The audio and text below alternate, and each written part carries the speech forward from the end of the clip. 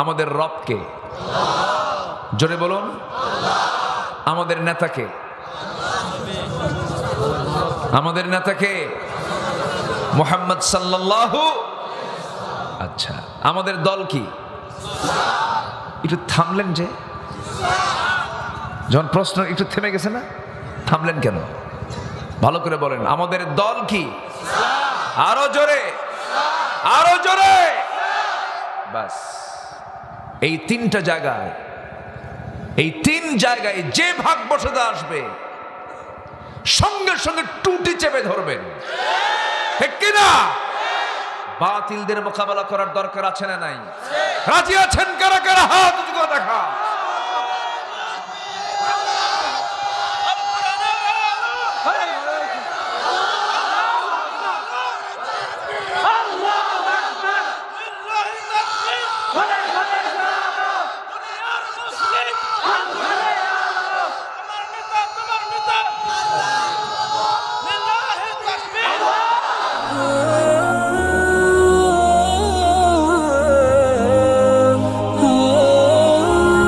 السلام عليكم ورحمة الله وبركاته.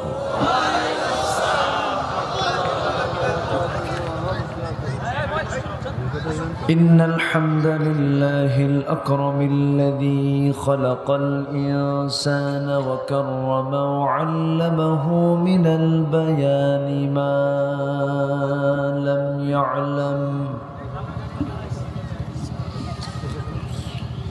فسبحان الذي لا يحصى امتنانه باللسان ولا بالقلم. نشهد أن لا إله إلا الله وحده لا شريك له، ونشهد أن سيدنا وحبيبنا ومولانا محمدا عبده ورسوله الذي أرسله بالحق بشيرا ونذيرا وداعيا إلى الله بإذنه وسراجا وقمرا منيرا. فقد قال الله تعالى في كلامه المجيد وفرقانه الحميد: أعوذ بالله من الشيطان الرجيم. بسم الله الرحمن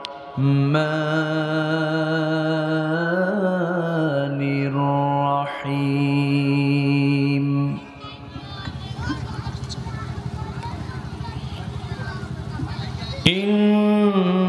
إنما وليكم الله ورسوله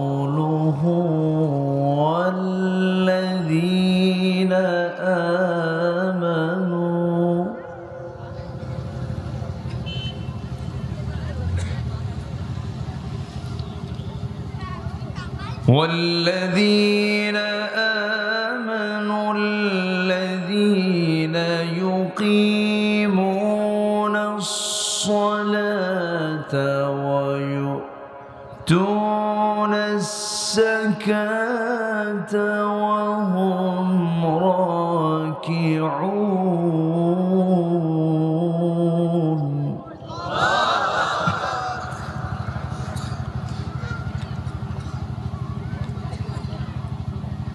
ومن يتول الله ورسوله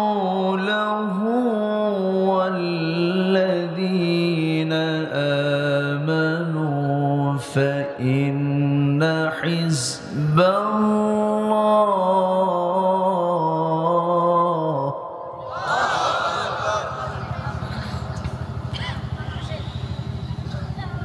فإن حزب الله هم الغالبون.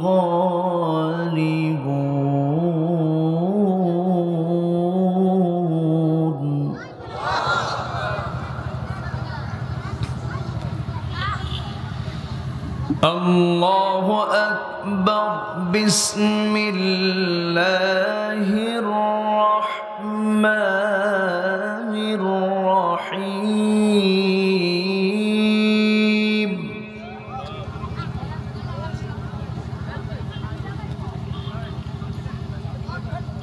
إن الله وملائكته يصلون على النبي يا أيها الذين آمنوا صلوا عليه وسلموا تسليما.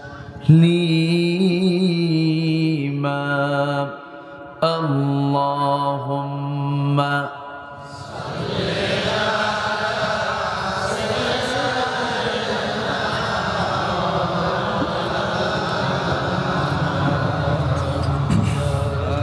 وعلى آل سيدنا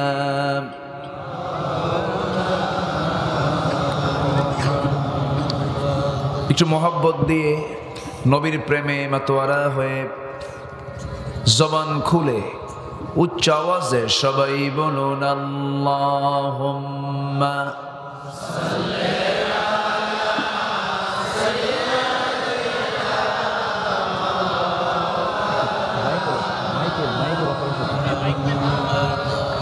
وعلى آل سيدنا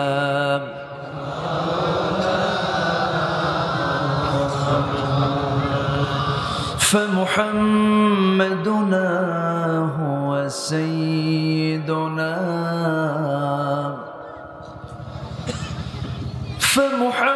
فمحمدنا هو سيدنا فالعز لنا لإجابته. اللهم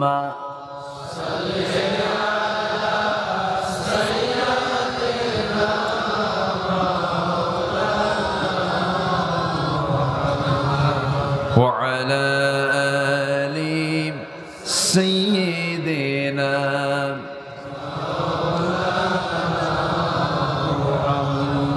সবাই বলুন بلغ العلا بكماله كشف التجى بجماله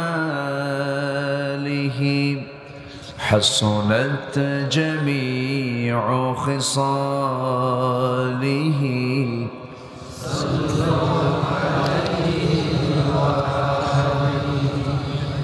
سراج الملة تبهي فخر دو عالم دلبار مولاه شريف الأنبياء نسخا كل أديان دغره بلغ العلا بكماله كشف التجى بجماله حسنت جميع خصاله. سلوا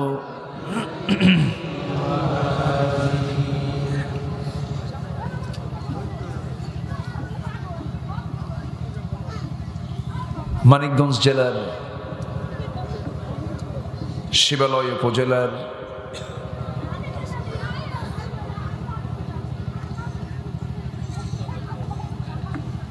আলোক দিয়ে ট্যাংরাহাটা সরকারি প্রাথমিক বিদ্যালয় মাঠ সংলগ্ন ময়দানে অনুষ্ঠিত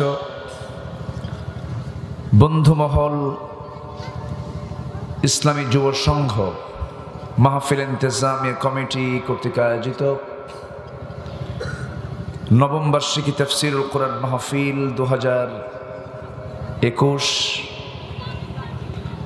মহৎ আয়োজনের সম্মানিত সুযোগ্য সভাপতি, আজকের প্রোগ্রামের বরেণ্য সাহেব সদর জনাব আব্দুস সালাম সাহেব, আজকের প্রোগ্রামের বরেণ্য মেহমান প্রধান অতিথি মাননীয় সাংসদ জনাব নাইমুর রহমান দুর্জয়,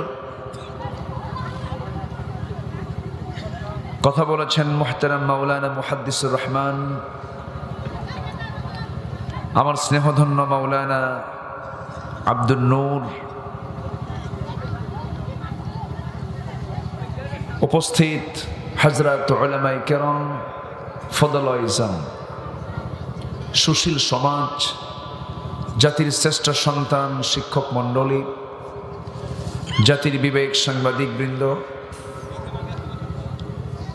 সামনে উপস্থিত দূরে ও কাছের বিভিন্ন স্থান থেকে ছুটে আসা কালেমার ঝান্ডাবাহী, তৌহিদের পতাকাবাহী, দ্বীন ইসলামের নরসারুদুল বীর মুজাহিদ, প্রাণ প্রিয় সম্মানিত দ্বীনি ভাইরা, আড়ালে বসে আছেন শ্রদ্ধেয়া সম্মানিতা মা বোনেরা, আলোচনার সূচনায় আনুষ্ঠানিকতার মধ্য দিয়ে আমার পক্ষ থেকে আবারও দিল খোলা সালাম, আসসালামু আলাইকুম ওয়া রাহমাতুল্লাহি তাআলা ওয়া বারাকাতুহু।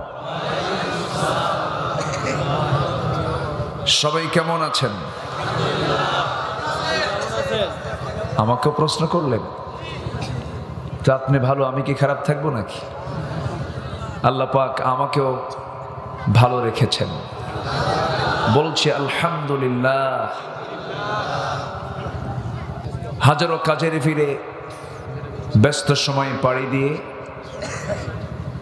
সারাদিনের সকল কাজকর্মের ইতি টেনে ক্লান্ত শ্রান্ত দেহটাকে স্বস্তি দেবার জন্য যখন আমরা বিছানায় চলে যাব, ঠিক সেই মুহূর্তে আমরা বসে আছি কোরআনের টানে জান্নাতের বাগানে, যিনি আমাকে আপনাকে এমন একটি বরকতপূর্ণ জায়গায় আসার বসার তৌফিক দিলেন, সেই মহান রবের শানে আমরা সবাই বলে উঠছি আলহামদুলিল্লাহ। আবারও বলছি আলহামদুলিল্লাহ, চিৎকার মেরে বলছি আল্লাহুম্মা ইন্নী আসআলুকা আল হুদা ওয়াত তুকা ওয়াল আফাফা ওয়াল গিনা।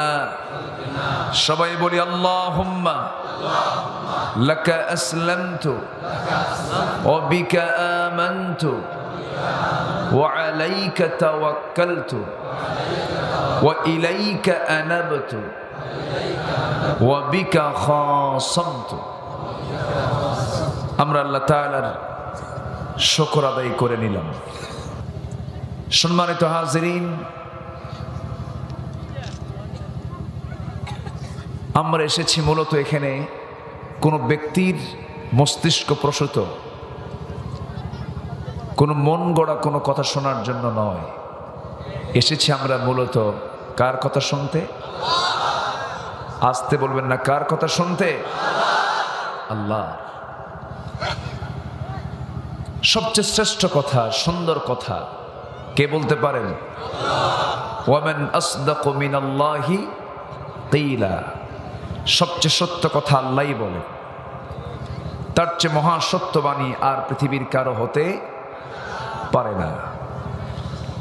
আর তার সকল কথার সমষ্টি হলো কোরআনে কারীম। এই কোরআন আল্লাহ রাব্বুল আলামিন আজ থেকে ১৫০০ বছর আগে কিয়ামত পর্যন্ত সকল মানবতার জন্য, মানবতার কল্যাণ এবং আখিরাতের মুক্তি নিশ্চিত করার জন্য সর্বশেষ নবীর কাছে এই কোরআন নাজিল করেছেন। দীর্ঘ 23 বছরে প্রয়োজনের পরিপ্রেক্ষিতে সেই কোরআন আজও আছে। পৃথিবীর যা আমরা দেখি, চোখের সামনে আমাদের যা ভেসে ওঠে, কোনো কিছুই থাকবে না, সব ধ্বংস হবে। কেবলমাত্র শুধুমাত্র ঠিক থাকবেন কে? আসতে বলবেন না, ঠিক থাকবেন কে? এ আকাশ থাকবে, জমিন থাকবে, সূর্য থাকবে, চন্দ্র থাকবে না, কোনো কিছুই থাকবে না।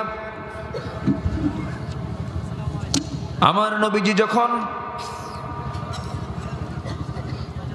নামাজে দাঁড়াতেন, বিশেষ করে 30তম পারার সূরাগুলো যখন তিনি পড়তেন, তেলাওয়াত করতেন, চোখের পানিতে দাড়ি মোবারকগুলো ভিজে যেত।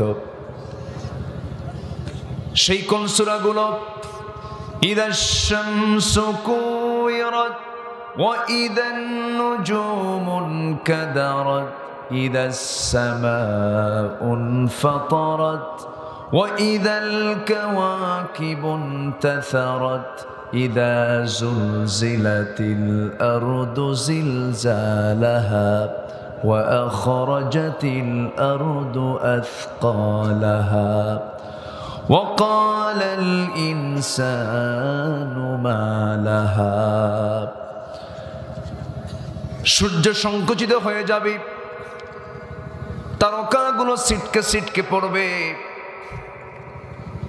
জমিন প্রকম্পমান হবে, জমিন তার ভিতরের রেখে দেওয়া সব কিছু উদ্গীরণ করে দেবে।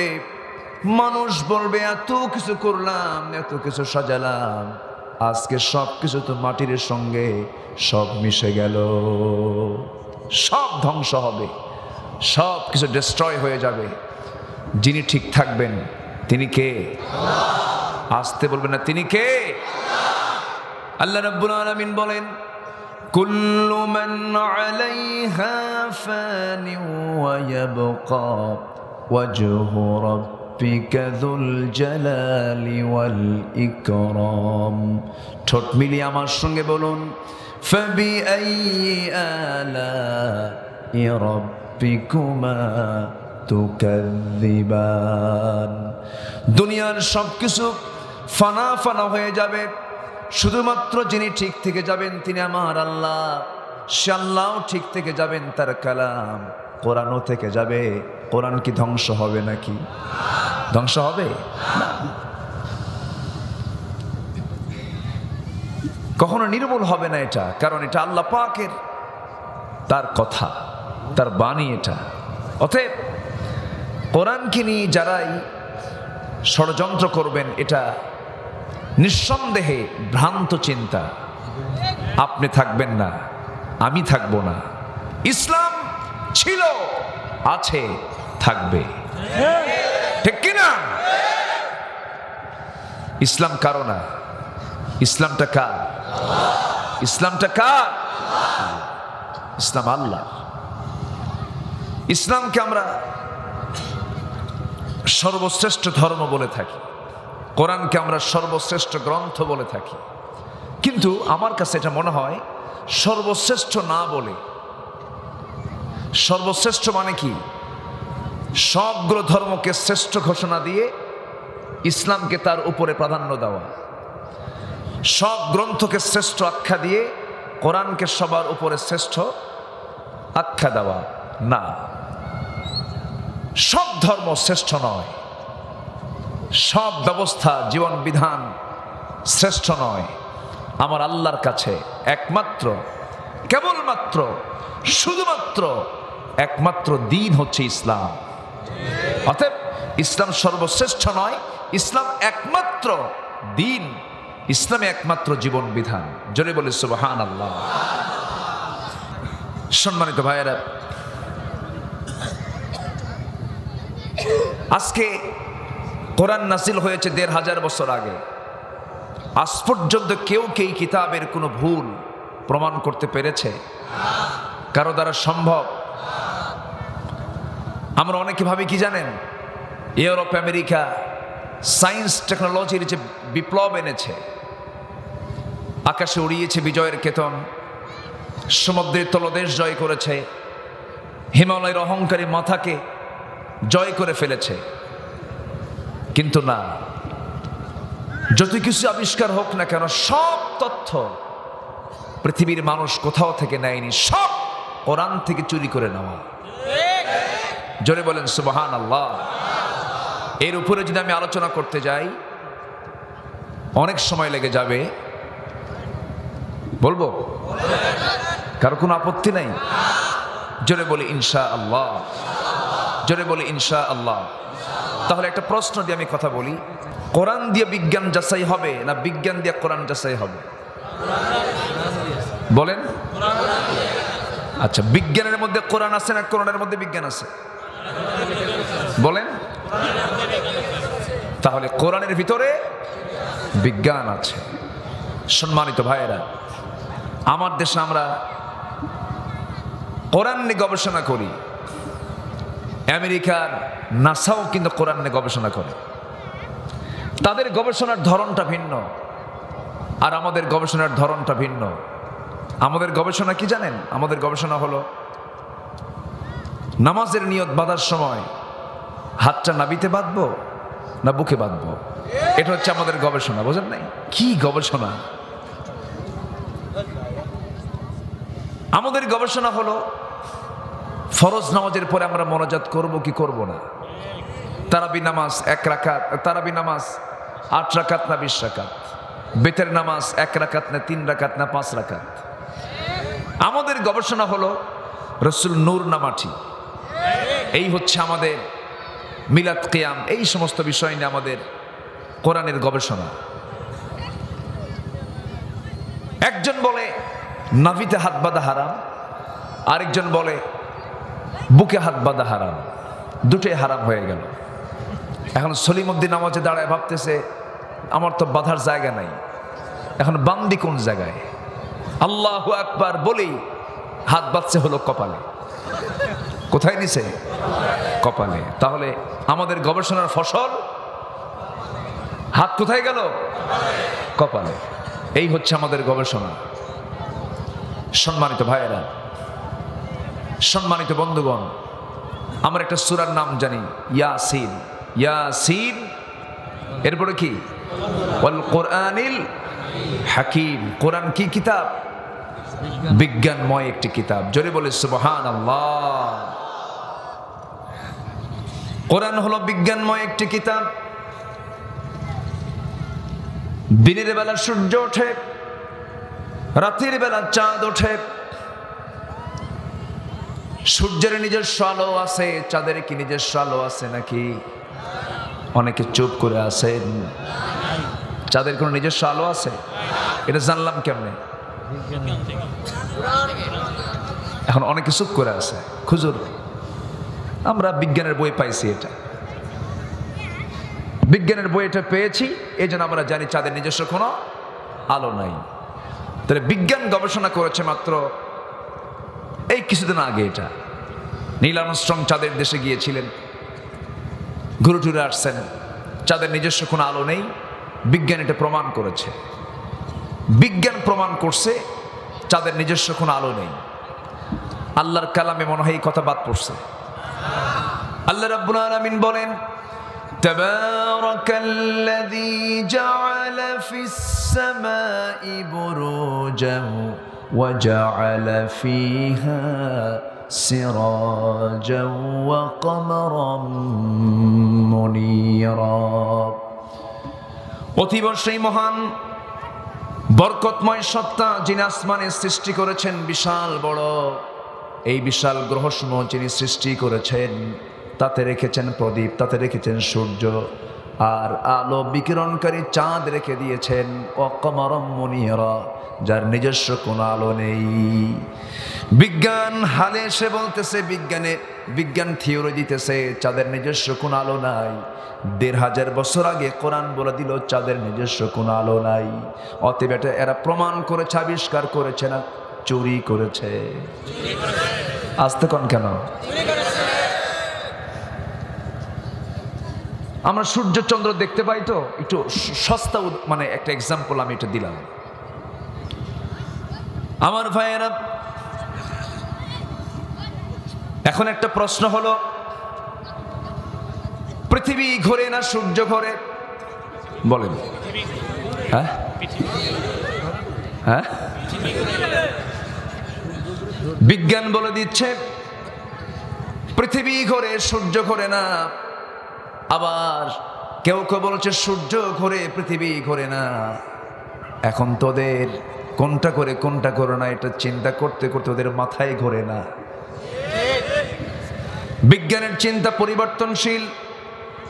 বিজ্ঞান নিয়মিত ভাবি থিওরিকে গবেষণাকে পরিবর্তনের দিকে নিয়ে যায়, চেঞ্জ হয়ে যায়। কিন্তু আল্লাহ যে থিওরি দিয়েছেন, আল্লাহ যে ফয়সালা দিয়েছেন, কিয়ামত পর্যন্ত এই ফয়সালার উপরে বিন্দু পরিমাণ কেউ খবরদারি করতে পারবে না।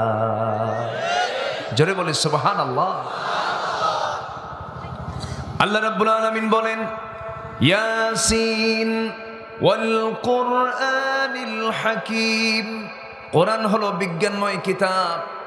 ওই সূরার ভিতরে আল্লাহ রাব্বুল আলামিন আরেক জায়গায় বলছেন, লাশ-শামসু ইয়ানবাগী লাহা আন তুদরিকাল কমার ওয়ালাল-লাইলু সাবিকুন নাহার ওয়া কুল্লুন ফি ফালাকি ইয়াসবাহুন। জোরে বলি আল্লাহু আকবার।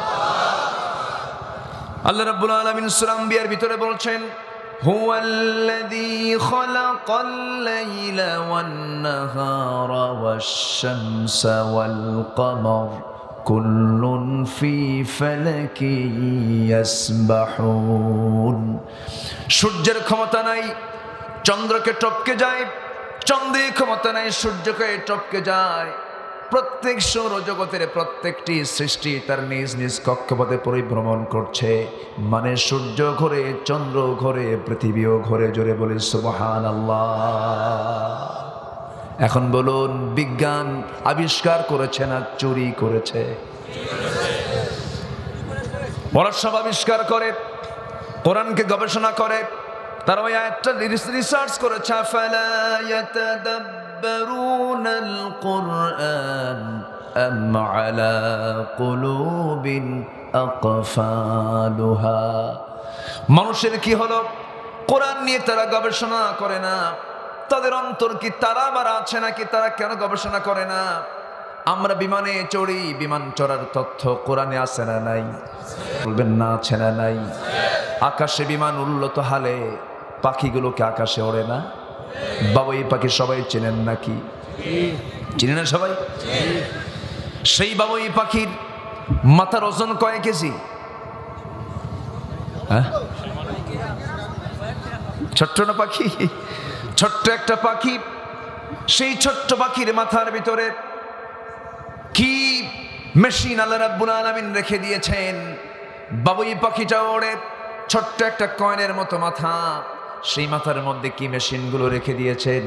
আওয়ালাম ইয়ারাউ ইলা الطير فوقهم صافات ويقبضن ما يمسكهن إلا الرحمن জোরে বলি আল্লাহু আকবার। এরা কি পাখির দিকে তাকায় না? আমি এটাকে কত সুন্দর করে বানিয়েছি, কি সুন্দর করে আকাশে উড়িয়ে বেড়ায়। এই বিমান আবিষ্কার হয়েছে তার 1000 বছর আগে। বিমান আবিষ্কারের সব তথ্যগুলো, কৌশলগুলো আল্লাহ রাব্বুল আলামিন জানিয়ে দিয়েছেন সূরা ফিলের ভিতরে। আমরা সবাই ঠোঁট মিলিয়ে মিলিয়ে বলি, আলাম ইয়াজআল কাইদাহুম ফি তাদলিল ওয়া আরসালা আলাইহিম তায়রান আবাবিল। আল্লাহর ঘর ভাঙতে এসেছিল যারা, তাদেরকে দমন করার জন্য আল্লাহ পাক কি পাঠিয়েছিলেন? আবাবিলটা কি? পাখি আর বিমানের মধ্যে তফাৎ কি? যেটাই পাখি সেটাই তো বিমান। কি কথা কি বোঝা যায়? যেটাই পাখি সেটাই তো বিমান। আবাবিল নামক বিমান পাঠিয়েছিলেন, সেই বিমান কোনো প্যাসেঞ্জার বহন করে নাই, সেই বিমানটা বহন করেছে 2টা করে বোমা। এখনো যুদ্ধ বিমান আছে না নাই? আসতে বলবেন না, আছে না নাই? সেই যুদ্ধ বিমানে 2টা করে বোমা ছিল। সেই বোমার নাম আল্লাহ রাব্বুল আলামিন উল্লেখ করেছেন। সেই বোমা কেমন করে নিক্ষেপ করতে হয় তাও জানিয়ে দিয়েছেন। যারা পারেন সঙ্গে ঠোঁট মিলিয়ে মিলিয়ে বলুন, তারমিহিম বিহিজারাতিম মিন সিজ্জিল ফাজআলাহুম কাআসফিম মাকুল। জোরে বলি আল্লাহু আকবার। সিজ্জিল নামক বোমা উপর থেকে নিক্ষেপ করা হলো, জীবাণু ভুসির ন্যায় তাদেরকে নাস্তানাবুদ করে দেওয়া হলো। তাহলে এই তথ্য আল্লাহ পাক কত আগে জানিয়ে দিলেন। এটাকে কাজে লাগালো পশ্চিমারা, এটাকে কাজে লাগালো ইউরোপরা, আর মুসলমান বিবি তালাকের মাসলা মাসাইল আর সামান্য ঠুনকো কিছু বিষয় নিয়ে গন্ডগোল করতে করতে এক গ্রামে 7টা মসজিদ বানালো, 4টা মসজিদ বানালো। আমরা এতটাই কৃপণ হয়েছি যে টুপি দেখে আমরা সালাম দেই। যদি টুপিটা আমার সাথে মিলে তাহলে সালাম দেই, যদি না মেলে সালাম দেই না। আমি কি ভুল বলছি? অথচ আজকে আপনি ফিলিস্তিনের দিকে তাকান, আপনি তাকান মুসলিম বিশ্বের দিকে, যেখানেই তাকাবেন মুসলমান সেখানেই মার খাচ্ছে। ফিলিস্তিনের গ্রামের ভিতরে ইসরায়েলের সৈন্যরা হানা দিয়ে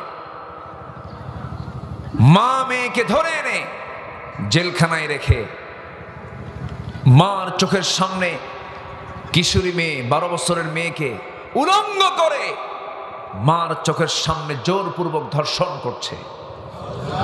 আবার মেয়ের চোখের সামনে মাকে উলঙ্গ করে ধর্ষণ করছে। আর তুমি মুসলমান ভাবতেছ তাহাজ্জুদ নামাজ পড়ে আমি জান্নাত খুঁজবো। এত সস্তা জান্নাত নয়। জান্নাত পেতে হলে জান্নাতের লাইনে উঠে জান্নাতে যেতে হবে। সম্মানিত ভাইয়েরা, অনেক কথা আছে, আস্তে আস্তে করে বলবো। যদি আপনাদের আগ্রহ থাকে শোনাতে আমি প্রস্তুত আছি। সবাইকে শুনতে রাজি আছেন? সবাইকে শুনতে রাজি আছেন? আসলাম মানিকগঞ্জ, ভাষা মনে হয় পাবনার মতো। আসলাম মানিকগঞ্জ মনে হয় ভাষা টাঙ্গাইলের মতো। আসলাম মানিকগঞ্জ মনে হয় ভাষা সিরাজগঞ্জের মতো। একটা টোটাল একটা কেমন যেন একটা সমীকরণ মনে হচ্ছে আমার কাছে। জি সম্মানিত ভাইরা, আমি খুবই আনন্দিত এই চরাঞ্চলে এসে। এত হাসি খুশি মানুষ আপনারা, এত রাতে বসে আছেন, যে বিশাল ধৈর্যের ব্যাপার। আমরা কেউ যাব না, জোরে বলি ইনশাআল্লাহ। আজকে কোরআন থেকে কিছু কথা শুনবো। কোরআনের ভিতরে পরামর্শকার, কোরআনে যা বলেছেন সব পরামর্শকার। অসুখ হলে কার কাছে যাই? অসুখ হলে কার কাছে যাই? ডাক্তারের কাছে। প্রচন্ড বাম পাশে ব্যথা বুকের, কিসের লক্ষণ? হার্টের লক্ষণ। 60 পার হয়ে গেছে যে। রাতের বেলা 14 বার পেশাব করে, ঘুম হয় না, কিসের লক্ষণ? এরপরও নিশ্চিত হওয়া গেল না, চলে গেছে ডাক্তারের কাছে। ডাক্তার আমার তো প্রবলেম। কি প্রবলেম? পেশাবের ঠেলায় তো আমার ঘুম হয় না, এত ঘন ঘন পেশাব। পরীক্ষা চেক আপ করা হলো, ডাক্তার আমার বুকের বাম পাশে ব্যথা। চেক আপ করা হলো, হার্ট প্রবলেম ধরা পড়লো।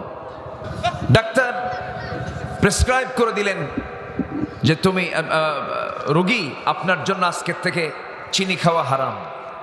চিনি খাওয়া কি আসলে কি হারাম? আমার আপনার জন্য হারাম না, ওই রোগীর জন্য চিনি খাওয়া যাবে না। পরামর্শ দিলাম চিনি আজকের থেকে খাবেন না।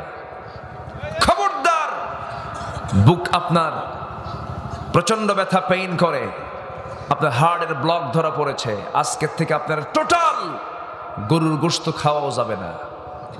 সামনে গরু গোশত দিলে, সামনে চিনে রাখলে জিহ্বা শুধু লাফায়, খাওয়ার কোনো কায়দা নাই। কেন? ডাক্তার পরামর্শ দিয়েছে, খেলেই বিপদ। ডাক্তারের পরামর্শে আমরা লোভনীয় গরুর সিনার গোশত খাওয়া বন্ধ করি, চিনি ছাড়া চা খাই। কেন? আমার ডায়াবেটিস বেড়ে যাবে।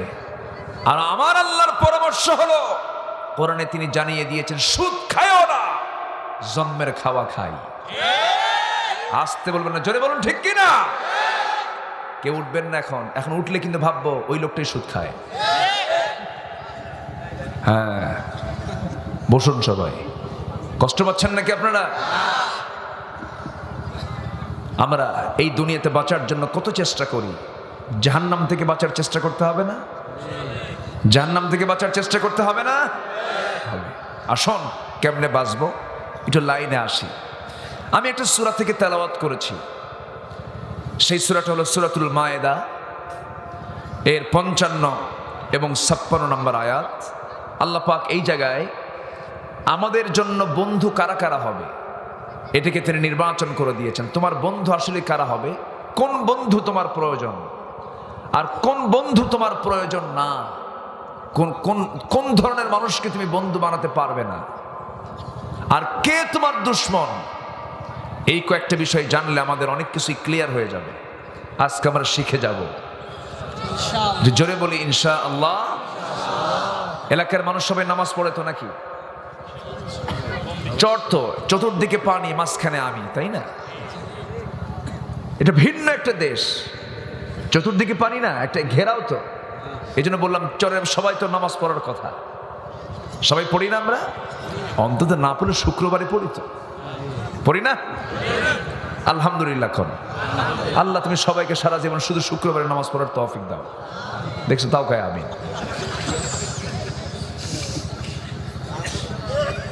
নামাজি মূলত কি শুক্রবারের না 5 ওয়াক্ত? নামাজি কাকে বলে বলেন? নামাজি কাকে বলে? শুক্র আলী, রমজান আলী, বিপদ আলী?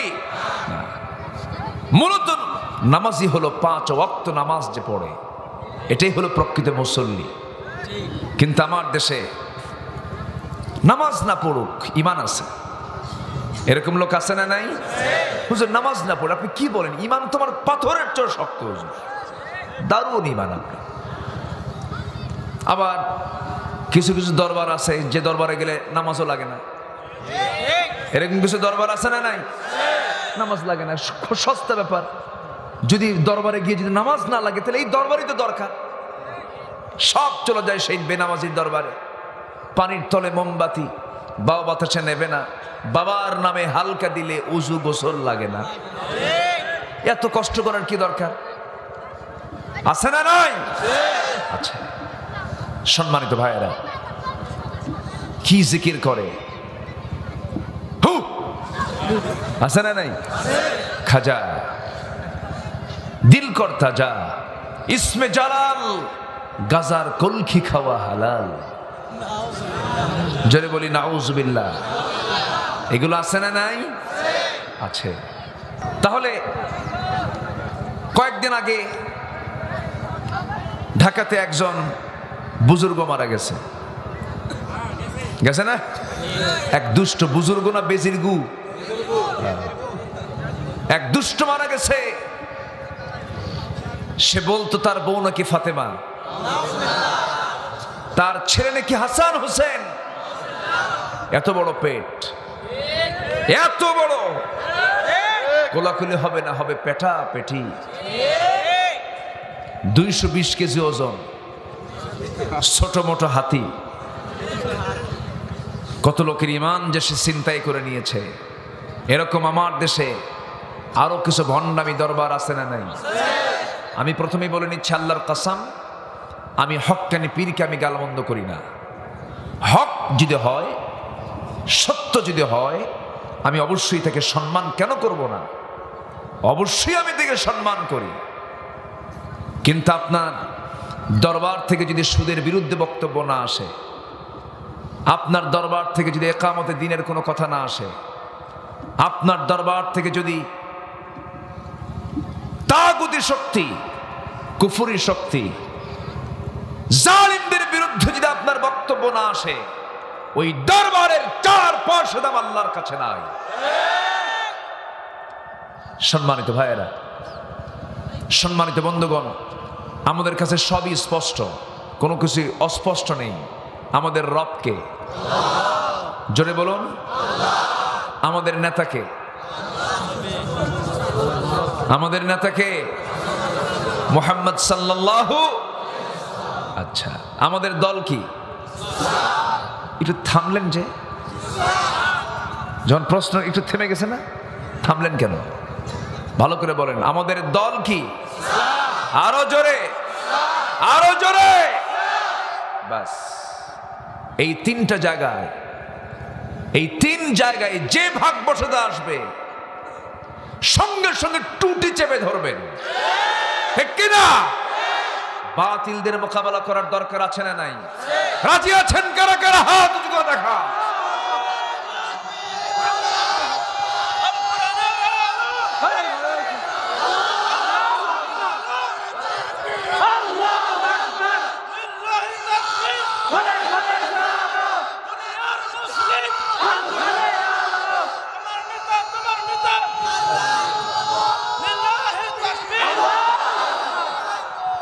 আল্লাহ সবার হাতকে কবুল করুন। আবার ভুল পন্থায় কোনো কাজ করা যাবে না, সঠিক পন্থায় গিয়ে যেতে হবে। শাশুড়ির কপালে ঘা হয়েছে, শাশুড়ির কপালে কি হয়েছে? ঘা। জামাই শাশুড়িকে নিয়ে ডাক্তারের কাছে গেছে। ডাক্তার মশাই বললেন, আপনার শাশুড়ির যে ঘাটা হয়েছে, আমি একটা অয়েন্টমেন্ট দিচ্ছি, এটা লাগাবেন, আর এটা খেয়াল করবেন যেন কোনো মশামাছি যেন ওই ঘাতে না বসে। মশামাছি যদি পড়ে তাহলে এই রোগটা আরো বেড়ে যাবে, ঘা সারবে না। আপনি এটা খেয়াল করার চেষ্টা করবেন। জামাই মনে করলো, আমার শাশুড়ি বুড়া হয়ে গেছে, কে দেখবে, কে যত্ন নেবে, আমি আমার বাড়িতে নিয়ে যাই। নিয়ে যায় আর শোয়া দিয়া মশামাছি যেন না পড়ে, পাশে একটা চেয়ারে বসে হাতে রড নিয়ে বসে আছে। কি নিয়ে বসে আছে? রড নিয়ে। কি তাড়াবে? মাছি তাড়াবে। হঠাৎ করে এক ভন ভন করে এক মাছি এসে ঘাড় উপরে পড়া মাত্রই পজিশন নিয়ে চোখ বন্ধ করে বিসমিল্লাহ কয়ে মারছে একখান বাড়ি। মাছি মরবে না শাশুড়ি মরবে? আমার দেশে আবার কিছু কুতকুতুল জিহাদ আছে, কিছু বদমাইশ আছে, এরা দিনকে ধ্বংস করতে চায়, আছে না নাই? আচ্ছা, ইসলাম মানে সন্ত্রাসী না, ইসলাম মানে হামলা নয়, ইসলাম মানে নির্মূল করে বোমাবাজি নয়, এটাও বুঝতে হবে। জিহাদ হচ্ছে একটি প্রক্রিয়া, জিহাদ হচ্ছে যেরকম এখানে এসেছি আমরা, এটা জিহাদ না? বিমান যখন উপরের দিকে উঠতে নেয় তখন একটা চেষ্টা হয় না, বিশাল চেষ্টা, এটা একটা জিহাদ। পড়তে মন চায় না, পড়ি, এটা জিহাদ। ফজরে উঠতে মন চায় না, কম্বল টানতে ইচ্ছা করে না, উঠতে ইচ্ছা করে, এরপরেও উঠি, আল্লাহ পাক মুজাহিদের সব তার আমল নামায় দিয়ে দেন। নারী দেখলে কি তাকাতে ইচ্ছা হয়? আস্তে আস্তে মনে হয় না, আস্তে করে হয় না, হয়, হয় তারই যে পুরুষ, যার হয় না সে পুরুষ না। এখন কোন হয়? এখন তো ঠিক, ভালোই তো বললে। কিন্তু আমি তাকাই না, কেন তাকাই না? আমাকে মানা করেছেন কে? নারীর দিকে তাকানো জায়েজ আছে না নাই? হ্যাঁ বলে আছে, তাহলে আছে আবার নাই। নিজ নারী আর পর নারী, নিজ নারী আর পর নারী। আমার কথাগুলো কি বুঝতে পারছেন আপনারা সবাই? আচ্ছা, আপনাদের ভাষা তো খুব সুন্দর, খুবই স্পষ্ট ভাষা, বোঝা যায়, আলহামদুলিল্লাহ। চট্টগ্রাম আরো স্পষ্ট, সিলেট তো কথাই নাই, তাই না? কঠিন, ওরা কঠিন ভাষায় তারা কথা বলে। ভাষার তো শেষ নেই, শুধু বাংলাদেশ কেন, গোটা পৃথিবীতে 4,500 ভাষা। সব ভাষার মালিক কে? আল্লাহ। সমস্ত ভাষার মূল বিষয় কিন্তু একটাই, বুঝানো, তাই না? আমার মনের বিষয়টা, আমার ভাবটা বোঝানোই হচ্ছে ভাষার মূল লক্ষ্য। সম্মানিত ভাইয়েরা, কত ভাষায় কথা বলে আমার দেশের মানুষ, কত কত যে টান টুন, কত কম বেশি। উত্তরাঞ্চলের মানুষ, নওগাঁ, বিশেষ করে নওগাঁ, জয়পুরহাট, ওই এলাকার মানুষ গরুকে আপনি বলে আর বাপকে তুই বলে। গরুকে বলে, কে গরু, আপনি খাবিন তো খাবিন, না খাবিন তো গুদগুদাবিন না। কি কথা বোঝা গেল? আর বাপকে বলে, বাপ তুই কুঠি গেছিলি, মানে বাপ তুমি কই গেছি, মানে তুমি গেছিলে কোথায়, তুই কই গেছিলি, বাপ তুই কুঠি গেছিলি। তো বাপরে তুই বলে, গরুকে আপনি বলে। রংপুরের মানুষ রং দিতে সব শুরু করার কথা, রং পারে না, বলে বাড়ি কোথায়, কোঠে, অংপুর। সিরাজগঞ্জে দুন্তার স নাই, বাড়ি কোথায়, হিরাজগঞ্জ, দুন্তার স নাই, ঠিক আছে না? আচ্ছা, এরপরে নোয়াখালীতে প নাই, পানিকে হানি বলে, পানিকে হানি বলে। আল্লাহ পাক হয় না, আল্লাহ ফাক। কত অসুবিধা ভাষার ভিতরে, এই জটিলতা আমাদের কাছে মনে হলেও এর মধ্যে একটা মজা আছে না নাই? আসতে বলবেন না, আছে না নাই? আচ্ছা, নারীর দিকে তাকাতে মন চাইলেও তাকাই না আমরা। কেন? আমরা জিহাদ করি, নফসের বিরুদ্ধে আমরা মুজাহাদা করে আমরা আমাদের মনুষ্যত্বকে, আমরা আমাদের তাকওয়াকে প্রবৃত্তির উপরে স্থান দেই। এটাও জিহাদ ফি সাবিলিল্লাহ। জোরে বলে সুবহানাল্লাহ। আমার ভাইয়েরা, একটু আমরা কান লাগাই, মূল আয়াতের দিকে আস্তে আস্তে চলে যাচ্ছি। আমার বন্ধুকে, আমার শত্রুকে, এটা আমাদের সিলেকশন করা দরকার। আমরা কাকে বন্ধু বানাচ্ছি, আর আল্লাহ কাকে বন্ধু বানাতে বলেছেন, আমরা কাকে শত্রু মনে করছি, আল্লাহ কাকে শত্রু মনে করতে বলেছেন। আল্লাহ সুন্দর করে বলছেন, ইন্নামা ওয়ালিয়ুকুমুল্লাহু ওয়া রাসূলুহু ওয়াল্লাযীনা আমানুল্লাযীনা ইউকিমুনাস সালাতা ওয়া ইউতুনাস যাকাতা ওয়া হুম রাকিউন। জোরে বলি আল্লাহু আকবার।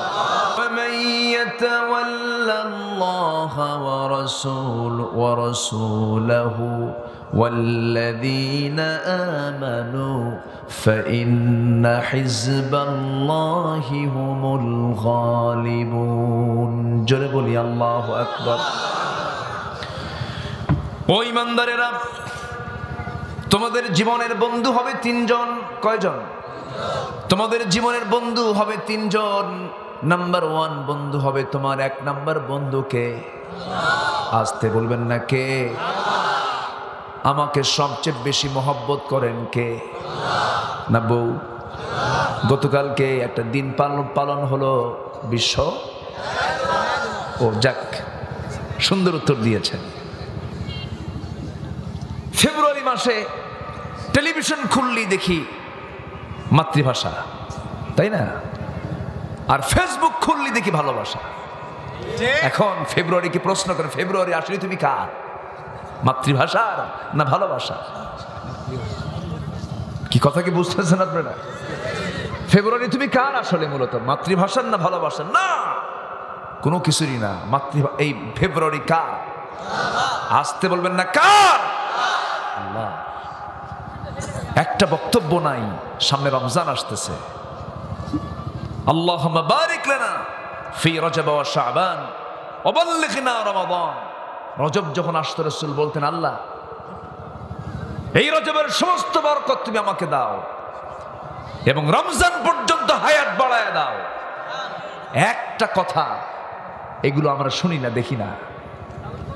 একজন মাতৃভাষা নিয়ে ব্যস্ত, আরেকজন ভালোবাসা নিয়ে ব্যস্ত, অথচ মাস চলতেছে রজব, আমাদের কোনো খবরই নেই। কি কথা কি বোঝা যায়? আগে রজব দরকার না ভালোবাসা দরকার? বলেন বলেন বলেন। আগে রজব দরকার না মাতৃভাষা দরকার? রজব দরকার। রাসূলুল্লাহ বলেছেন, আল্লাহুম্মা বারিক লানা ফি রজব ওয়া শাবান ওয়াবাল্লিগনা রমাদান, আল্লাহ তুমি রজব শাবানের বরকত দাও, রমজান পর্যন্ত হায়াতটা বাড়ায়া দাও। সামনে রমজান আসতেছে না? আসতেছে। এই চিন্তা তো কারো ফিকিরে নাই। গোটা দেশের সমস্ত জায়গা থেকে ফুলগুলো জমা হলো ঢাকায়। এক একটা গোলাপ বিক্রি হলো 15 টাকা 20 টাকা করে, এমনকি 500 টাকা পর্যন্ত গোলাপ বিক্রি হয়। কাকে দেবে? জান্নাতের হুরকে দেবে না? এই হচ্ছে অবস্থা। এই সমস্ত নোংরামিগুলো ওয়াশ করে বন্ধ হবে না, আইনের 1.5 হাতের লাঠির পেটন পড়তে হবে, ঠিক কিনা? সমস্ত শিশু পার্ক দখল করে রেখেছে যুবক যুবতীরা, নাম রেখেছে শিশু পার্ক আর হয়ে আছে যুবতী পার্ক। এই নোংরামিগুলো বন্ধ হবে না, ওয়াজ করে বন্ধ হবে না, এগুলো আইন করে বন্ধ করতে হবে। সম্মানিত ভাইয়েরা, সম্মানিত বন্ধুগণ, আমাদের 1 নম্বর জীবনের বন্ধু অন্য কেউ হবে না। আমার 1 নম্বর বন্ধু হবেন কে? আল্লাহ। আমাকে খাওয়ান কে? আমাকে পড়ান কে? আমাকে দেখেন কে? 24 ঘন্টা আমাকে মনিটরিং করেন কে? পৃথিবীর কেউ করে? আমাদের পঞ্চেন্দ্রিয়ের ভিতরে সবচেয়ে গুরুত্বপূর্ণ ইন্দ্রিয় হলো নাক এবং মুখ। নাক এবং মুখে খাবার আছে না নাই? বলেন, খাবার আছে না নাই? মুখ দিয়ে কি সবসময় খাই? না। কি দিয়ে খাই? নাকে খাবার আছে না নাই? 1 সেকেন্ডের জন্য বন্ধ আছে? বন্ধ আছে না। কোন খাবার আগে দরকার, নাকেরটা না মুখেরটা? বলেন। আচ্ছা, বেশি জরুরি কোনটা? ভাত নাই 2 দিন বাঁচবো না, অক্সিজেন নাই 3 দিন। আল্লাহ শুধু দুনিয়া থেকে 5 মিনিটের জন্য শুধু অক্সিজেন সরায় দিবেন, 5 মিনিটের জন্য। আছে কেউ? পৃথিবীর কেউ থাকবে? আসেন দোয়া করে দিই নাকি? ওই যে লোকজন যে যাচ্ছে, ধরেন। রাগ করতেছেন নাকি? আমি ধমক দিলাম কেন জানেন? এই ধমকের মধ্যে একটা মহাব্বত দিয়ে আমি ধমক দিয়েছি। ওই যে বাচ্চা ওষুধ খেতে চায় না, মা কি করে? বাবা খা, সোনা খা, অনেক আদর করে। যখন খায় না, তিক্ত ওষুধ তো, 2টা মুখ মানে কি বলে, 2 দাঁত শক্ত করে ঠোঁট মোট লাগাই একদম মানে খাবেই না সে। মাও ছাড়ে না, কারণ জ্বর তো কমে না, বোঝেন নাই? 2 হাত শক্ত করে ধইরা মুখটা খুলে দিয়ে খা। কি কথা বোঝেন নাই? এর মধ্যে মহাব্বত আছে না নাই? আচ্ছা, আমি এই জন্য বললাম বসেন, আর একটু সময়। আমাকে উঠায় দিয়েছেন একটু দেরি করে, আমারও আসতে একটু দেরি হয়েছে। আমি তো ভাবি নাই যে মানে 7 সাগর পাড়ি দিয়ে, কথা বোঝেন নাই? গাড়ি রেখে আসছে, এরপর আবার নৌকায় চড়ছে, আসছি, আবার বসে একটু খাওয়া দাওয়া করে একটু দেরি হয়ে গেল। অতএব আজকের একটু দেরি হোক না, কি আছে, একটু থাকবো না আমরা একটু, ইনশাআল্লাহ? জোরে বলি ইনশাআল্লাহ। যে আমি জানি চরের মানুষগুলো খুব শক্তিশালী হয়, খুব পরিশ্রমী হয়, বলি আলহামদুলিল্লাহ। এখানে কোনো করোনা আছে? আছে করোনা? করোনাতে এসে পাত্তাই পায় না। কেন পাত্তা পায় না জানেন? আমি এমনি বলছি না কথা। করোনা তো ভিআইপি ভাইরাস, বুঝলেন? এ সাধারণ কোনো জায়গায় থাকে না। শহরের, নগরের কর্পোরেট বিল্ডিং গুলো যেখানে আলো বাতাস নাই, সে আলো বাতাসবিহীন এটা ব্যবসা গরমের ভিতরে, অথবা আলো বাতাসবিহীন অক্সিজেন, খুব প্রচুর পরিমাণ অক্সিজেন সেখানে নাই, এসি দ্বারা ওই সমস্ত অফিসগুলো বাড়িগুলো চলে। এই করোনা আবার বাইরে থাকতে পছন্দ, ও এসির মধ্যেই থাকে, বুঝলেন? খুব প্রিয় জায়গা ওর। করোনা ভাইরাস থেকে বাঁচার জন্য মানুষের বডিতে সবচেয়ে বেশি প্রয়োজন হলো ভিটামিন ডি। ভিটামিন ডি দরকার। আর এই ভিটামিন ডি কে কভার করার জন্য, পরিপূর্ণ কভার করার জন্য ভিটামিন ডি খায় কাম হবে না। আকাশের সূর্যের এই তাপটা লাগাতে হবে। আকাশের এই সূর্যের তাপ গ্রামের মানুষ 16 আনা পায়। যখন করোনা আসে, ঢুকতে নিলে একটা ধাক্কা মারে, টাইম নাই। জোরে কোন সুবহানাল্লাহ। তাহলে ওই মেডিসিনটা কে রেখে দিয়েছেন? কয় টাকা লাগে? লাগে টাকা লাগে? লাগে না। আর শহরে? শহরে লাগে না? লাগে। ভিটামিন ডি নাই, হসপিটালে ভর্তি। ভাইরাস ঢুকে গেছে লাংসের ভিতরে, ফুসফুস কাজ করে না, আইসিইউতে ভর্তি। আইসিইউ বলতেছে 70 লিটার অক্সিজেন লাগবে। কেন? দিনে 50,000, 60,000, 1 লাখ, 2 লাখ পর্যন্ত খরচ হচ্ছে। আর সারা জীবন অক্সিজেন নিলাম, 1 পয়সা আমার আল্লাহকে দেওয়া লাগলো না। একটু আস্তে কোন সুবহানাল্লাহ। আমার বন্ধুকে আল্লাহ, আমার বন্ধু আল্লাহ। আল্লাহ আল্লাহ যে আমাকে কত সুন্দর করে দেখেন, মাথা থেকে পা পর্যন্ত প্রত্যেকটা পার্টসের দিকে আমরা যদি তাকাই, প্রত্যেকটা অঙ্গ প্রত্যঙ্গের দিকে তাকাই, নিখুঁত করে বানিয়েছেন আমার আল্লাহ তাআলা। এত সুন্দর করে বানিয়েছেন মাথার চুল, এত সুন্দর করে বানিয়েছেন দুটো চোখ, এত সুন্দর করে বানিয়েছেন নাক, এত সুন্দর করে বানিয়েছেন জিহ্বা, এত সুন্দর করে বানিয়েছেন দুটো হাত, এত সুন্দর করে বানিয়েছেন দুটো পা, এত সুন্দর করে বানিয়েছেন দুটো কান। আল্লাহ রাব্বুল আলামিন বলছেন, বান্দা শুধু সৃষ্টি করি নাই, এটাকে আমি ব্যালেন্স করে দিয়েছি, সামঞ্জস্য করে দিয়েছি, সমতা রক্ষা করে দিয়েছি। মার পেট থেকে যে চোখ নিয়ে পৃথিবীতে এসেছ, সেই চোখ নিয়ে তুমি কবরে চলে যাবে। এই চোখটাকে আমি লাস্টিং করে দিয়েছি, পার্মানেন্ট করে দিয়েছি। চাইনা মালের মতো আমি একবার শুধু বানায় ছেড়ে দেই নাই। এটাকে সার্ভিস দেওয়ার জন্য যথেষ্ট ব্যবস্থা রেখে দিয়েছি। বান্দা যখন চোখটা খোলে, তখন বান্দার এই চোখটা কিন্তু সাধারণ জায়গায় নাই, একটা ভাসমান পানির মধ্যে চোখটা ভাসে। যেরকম সুবহানাল্লাহ। আমি তো আমার ভাষায় বলি, মানুষের এই চোখ, কান এবং মুখটা হলো, নাকটা হলো পদ্মা, মেঘনা, যমুনার চেয়েও বড়। একটু জোরে বলি সুবহানাল্লাহ। পদ্মার কত বড়, যমুনার কত বড়, মেঘনার কত বড়, তার চেয়ে বড় হলো চোখ, কান, নাক। এত সূক্ষ্ম করে আল্লাহ রাব্বুল আলামিন বানিয়ে দিয়েছেন। চোখের মধ্যে পানি আছে না নাই? আছে। এই পানি কি বান্দার চোখের কল্যাণে অকল্যাণে?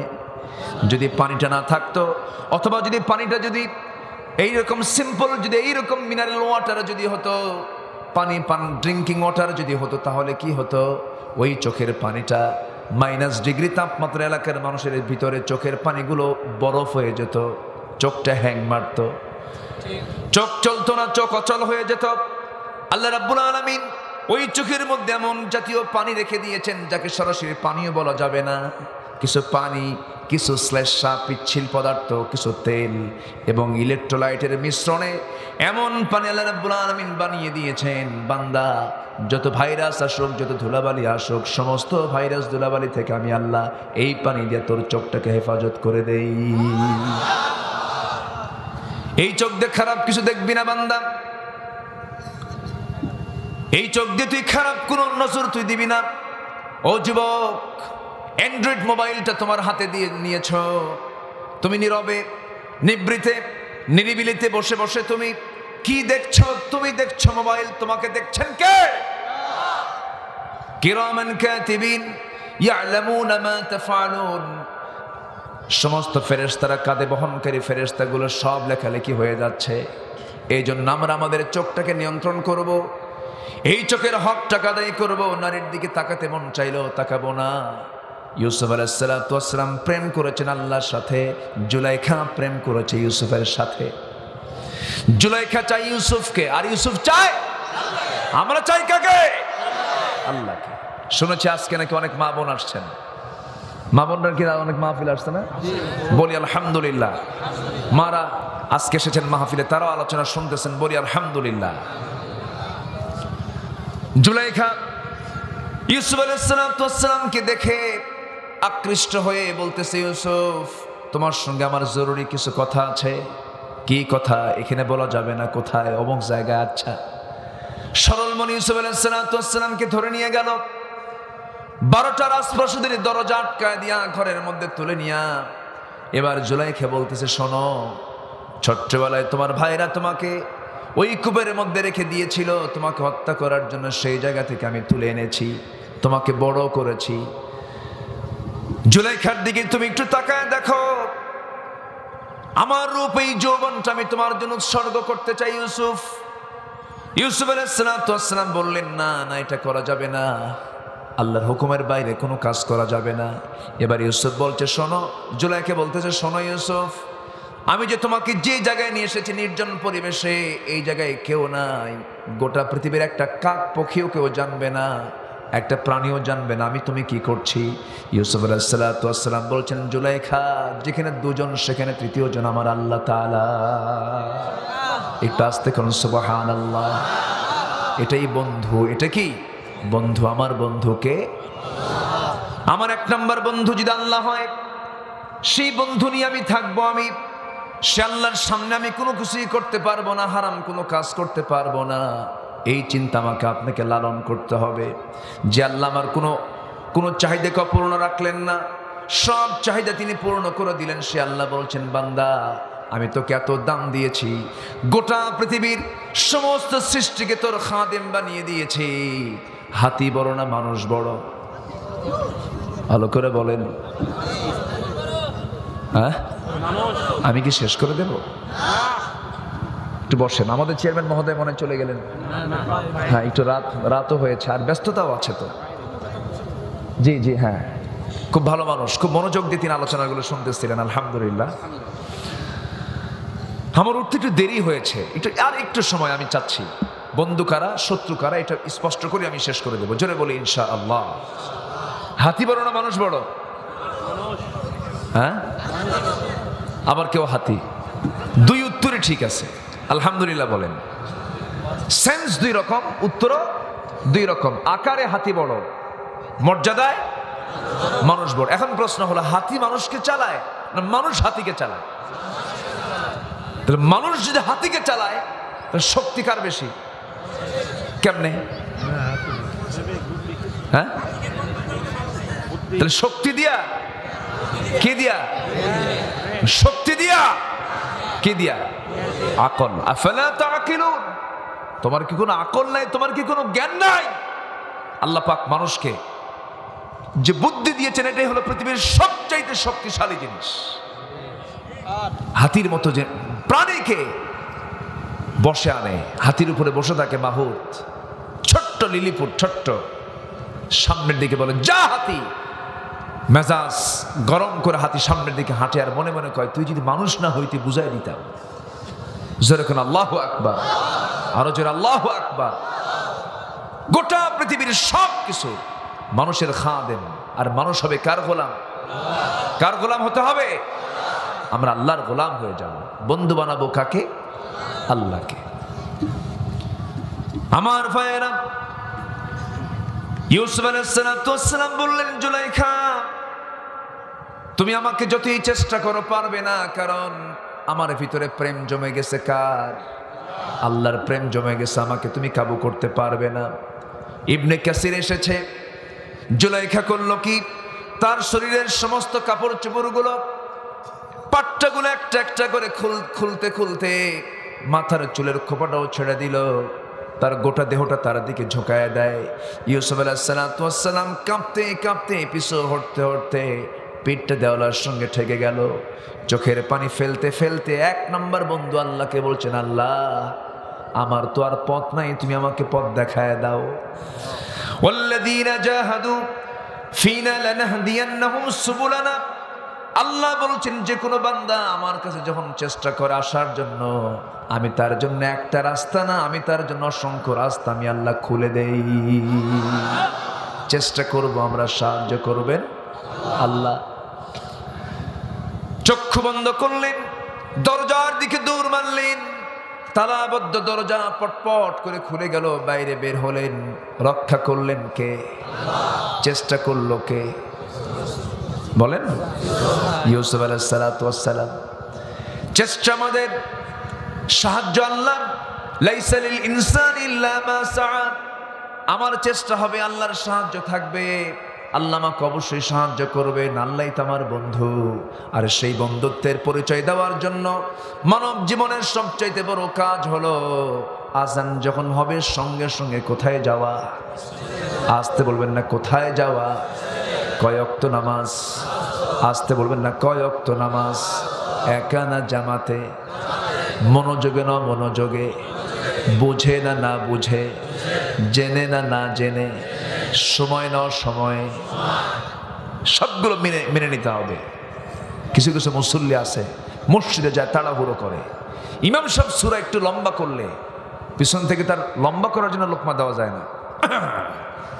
আছে না নাই?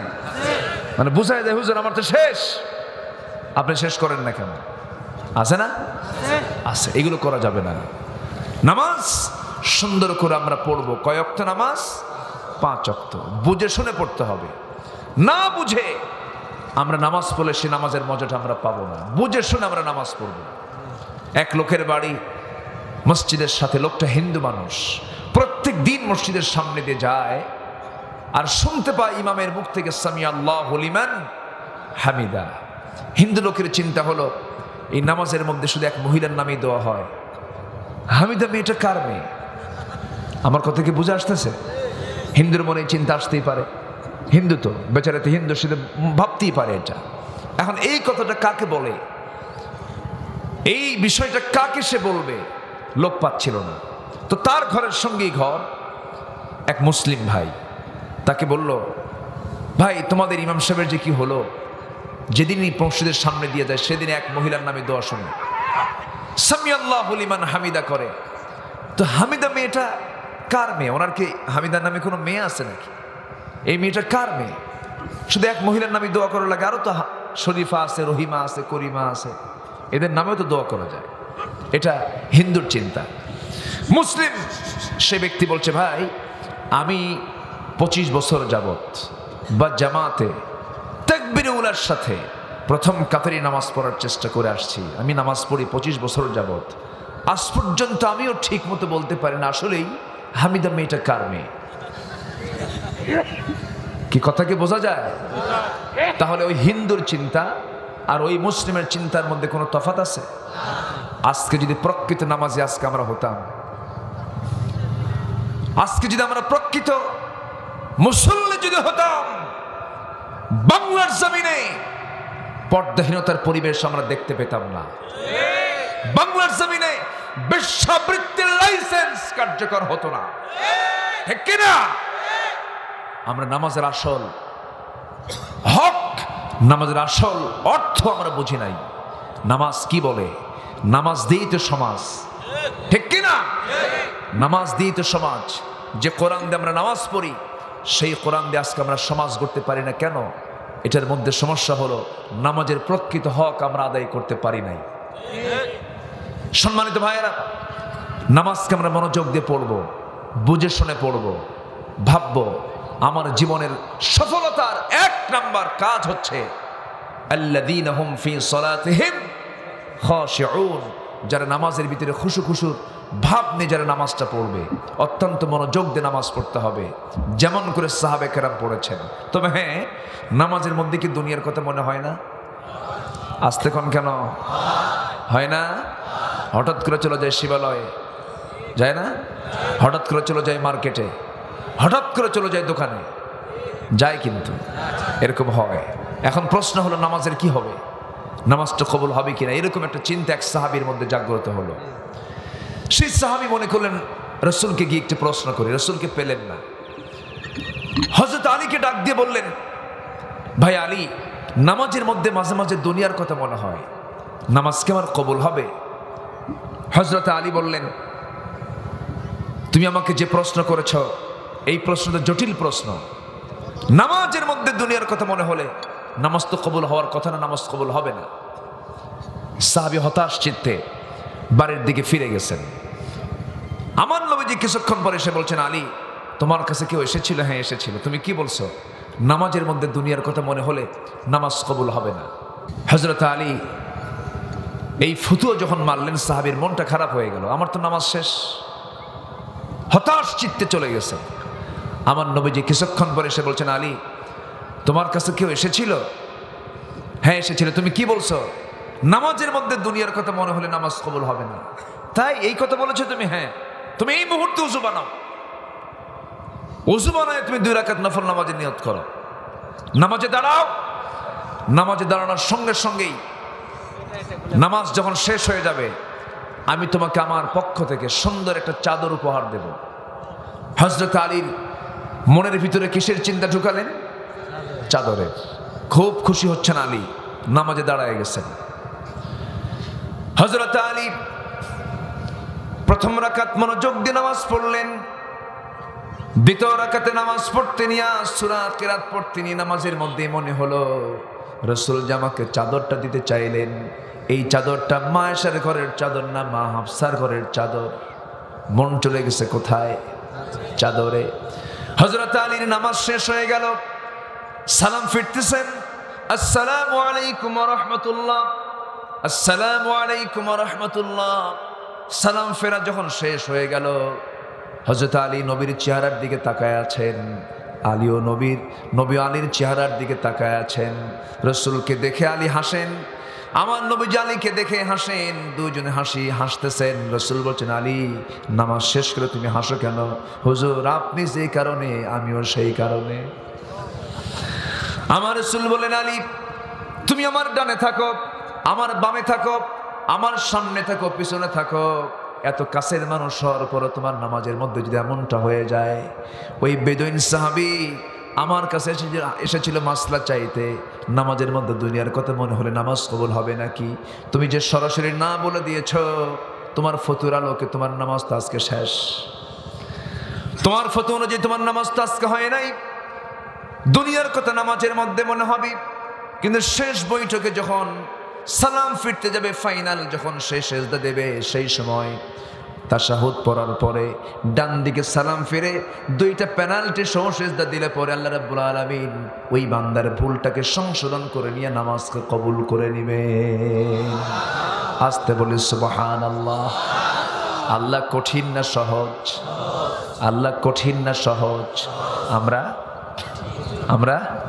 আমরাই তো কঠিন। আল্লাহর নাম মনে থাকে না, আমরা কঠিন না। আল্লাহ নাকের ডগায় খাবার দিয়ে রাখে আল্লাহ, আর আমরা আল্লাহ আমারে দেখে না, আছে না নাই? আমরাই তো কঠিন। বাচ্চা হয়ে বারবার মারা যায়। গ্রামের কিছু কিছু মা আছেন, নিজের সংসার অভাব, অন্যের সংসারটা একটু ভালো চলে, সন্তান বারবার হয়ে মারা যায়। কিছু কিছু মারা কথা বলতে বলতে এক পর্যায়ে বলে ফেলে, আল্লাহর চোখ আসলেই কানা। যেরকম নাউজুবিল্লাহ, আছে না নাই? আছে। আহারে, এমন জাতীয় কোনো কথা আমার মা বলা যাবে না, কারণ আমার আল্লাহ সবার প্রতি তিনি নজর দেন। আমার আল্লাহ প্রত্যেকটা বান্দার দিকে যদি খেয়াল না করতেন, কোনো বান্দা পৃথিবীতে বাঁচত নাকি? জো বাইডেনকে আল্লাহ খাওয়ান, বরিস জনসনকে খাওয়ান, নরেন্দ্র মোদীকে খাওয়ান, হাসিনাকে খাওয়ান, খালেদাকে খাওয়ান, কাফিরকে খাওয়ান, মুশরিককে খাওয়ান, জালিমকে খাওয়ান, মুনাফিককে খাওয়ান। এই জন্য আল্লাহ রাব্বুল আলামিন নিজের পরিচয় দিতে নিয়ে সুন্দর করে বলে দিয়েছেন, আলহামদুলিল্লাহি রাব্বিল মুসলিমিন। ভুল কইছি নাকি? কি হবে? আলহামদুলিল্লাহি রাব্বিল আলামিন। আমরা ভাববো না যে আল্লাহ শুধু আমার, আল্লাহ শুধু মুসলমানদের নন, তিনি সবার, তিনি রব, সবাইকে তিনি দেখেন, সবারই তিনি গতিবিধি লক্ষ্য করেন। সে আল্লাহ বলছেন, বান্দারে তুই আমাকে ভুলবি না। আজান যখন হয়ে যাবে, মসজিদের দিকে ছুটে যাবি, তুই হেঁটে হেঁটে আসবি আমার দিকে, আমি তোর দিকে দৌড়ায় দৌড়ায় আসবো। আল্লাহ বলছেন, বান্দারে তুই আমার ডাকে সাড়া দিস না, কিন্তু আমি তোকে এত ভালোবাসি বান্দা, আমি আরশ আজিম থেকে প্রত্যেক রাতে মাঝ রাতে তাহাজ্জুদের সময় আমি তোর সঙ্গে প্রেম করার জন্য প্রথম আসমানে চলে আসি। বান্দা তুই আমারে ডাকবি, সেজদায় পড়ে পড়ে আমার কাছে প্রার্থনা করবি, বান্দা তোর তামাম জিন্দেগীর সমস্ত গুনাহগুলো আমি আল্লাহ মাফ করে দেব। আমার ভাইয়েরা, আবার বুঝবো না আলীর নামাজের মধ্যে মনোযোগিতা কম ছিল না। হযরত আলী জিহাদের ময়দানে যুদ্ধ করতে গেছেন, যুদ্ধ করতে গিয়া ফেরার পথে সেই যুদ্ধের ময়দানে শত্রুপক্ষের দ্বারা তিনি আক্রান্ত হয়েছিলেন, তীর ঢুকেছিল, সেই তীরটা কেউ বের করতে পারে না, অপারেশন করতেই পারছে না কেউ। নবীর কাছে পরামর্শ চা হলো, ইয়া রাসূলুল্লাহ, আলীর তো দারুণ কষ্ট হচ্ছে, পায়ের মধ্যে তীর বিদ্ধ হয়েছে, কি করা যায়? রাসূল বলছেন, শোনো, আমি জানি আমার আলীর নামাজের মনোযোগিতা কেমন। আমার আলী যখন নামাজে দাঁড়াবে সেই সময় তোমরা তার পা থেকে টান মেরে তীরটা বের করে নিবা। নামাজে দাঁড়িয়েছেন আলী, নামাজের মধ্যেই সাহাবে কেরাম পিছন দিক থেকে তার পা থেকে টান মেরে তীরটা যখন বের করতেছিল, সেই সময় ওই তীর বের করার সময় সাহাবীরা সাক্ষী হয়ে থাকলেন। নামাজের মধ্যে যখন তীরটা টান মেরে বের করা হচ্ছিল, গোশতগুলো ছিঁড়ে ছিঁড়ে আসে, রক্তগুলো গড়ে গড়ে পড়ে, কিন্তু আলীর মুখ থেকে বিন্দু পরিমাণ কোনো আওয়াজ বের হয় নাই। নামাজ যখন শেষ হয়ে গেছে, পায়ের দিকে তাকায় দেখেন সেই যন্ত্রণার তীরটা নাই। প্রশ্ন করলেন, ভাইরা রে, নামাজ শুরু করেছিলাম যন্ত্রণার তীর নিয়া, সেই তীর তো নামাজের পরে দেখি না। জবাবে সাহাবীরা বলছেন, আলী, তুমি যখন নামাজে দাঁড়িয়েছিলাম সেই সময় তোমার পা থেকে আমরা টান মেরে তীরটা বের করে নিয়েছি। আলী বলেন, আল্লাহর কসম করে বলি, তোমরা আমার পা থেকে কখন তীরটা বের করে নিয়েছ? আমি আলী বিন্দু পরিমাণ কোনো টের পাই নাই। আমার ভাইরা, প্রেম করব আমরা কার সাথে? বন্ধু বানাবো এক নম্বর কাকে? আজকে যুবক তুমি মারা যাও, তোমার যৌবন নিয়ে তুমি বার্ধক্যে যেতে পারো নাই, যৌবন বয়সে তোমার মৃত্যু হয়ে গেছে, বিয়ের বয়স 5 বছর হয়েছিল, বউটাও যুবতী রয়ে গেছে। তুমি যখন মারা যাবে সেই দিন তোমার বউটা কাঁদতে কাঁদতে অস্থির হয়ে যাবে। 3 দিন পরে শোকটা একটু কমবে, 7 দিন আর একটু কমবে, মাসখানেক চলে যাবে, মোটামুটি কমে যাবে, একটু হাসি মুখ থেকে বের হবে। 2 মাস চলে যাবে, আরেকটু ভুলবে, 3 মাস চলে যাবে, আরেকটু ভুলবে, 4 মাস, 5 মাস, 6 মাস যখন হয়ে যাবে, আত্মীয় স্বজন, বাপ মা সবাই মিলে বলবে, মা, বয়স তো কম, স্বামী তো মরেই গেছে, তোমার তো বিয়ে শাদী হওয়া দরকার, আমরা বুড়া বুড়ি হয়ে যাব, তোমার মাথার উপর একটা ছাতার প্রয়োজন, বিয়ে শাদী তো হওয়া দরকার। এরকম করে বুঝাতে বুঝাতে বিয়ের পিড়িতে বসায় দেবে, বিয়েটাও হয়ে যাবে। বিয়ে হওয়ার পর নতুন স্বামী পেয়ে যাবেন। নতুন স্বামী পরের দিন আব্বা আম্মাকে ডেকে বলবে, মা, আব্বা, আগের স্বামীর চাইতে এই স্বামীটা আরো ভালো। এই তো হলো বাস্তবতা। এই যে সম্পদের পাহাড়, টাকা পয়সা অর্জন করলাম, মরে গেলাম, 7 দিন যেতে না যেতেই যে টাকার জন্য, সন্তানদের জন্য এত কিছু করেছি, 2টা ছেলে মারামারি করে একটা মার্ডার হয়ে গেল, আছে না নাই বলেন? আসতে বলবেন না, আছে না নাই? এই ভালোবাসা আসল ভালোবাসা নয়। যিনি আমাকে কখনো ভুলবেন না, তিনি আমার কে? আসতে বলবেন না, তিনি আমার কে? আল্লাহ বলছেন, আমার পরিচয় সম্বান্দা, হুয়াল আউয়ালু ওয়াল আখিরু ওয়াল যাহিরু ওয়াল বাতিন ওয়া হুয়া বিকুল্লি শাইইন আলিম। তিনি প্রথম, তিনি শেষ, তিনি প্রকাশ্য, তিনি গোপন, সকল ক্ষমতা একমাত্র তার। সে আল্লাহর কাছেই তোমাকে ফিরে যেতে হবে। তুমি কেন আল্লাহকে ভুলতে পারো? তুমি আল্লাহকে কেন ভুলে যাও? বান্দা, আমাকে ভুলো না, আমাকে তুমি সবার আগে স্থান দিয়ে দাও।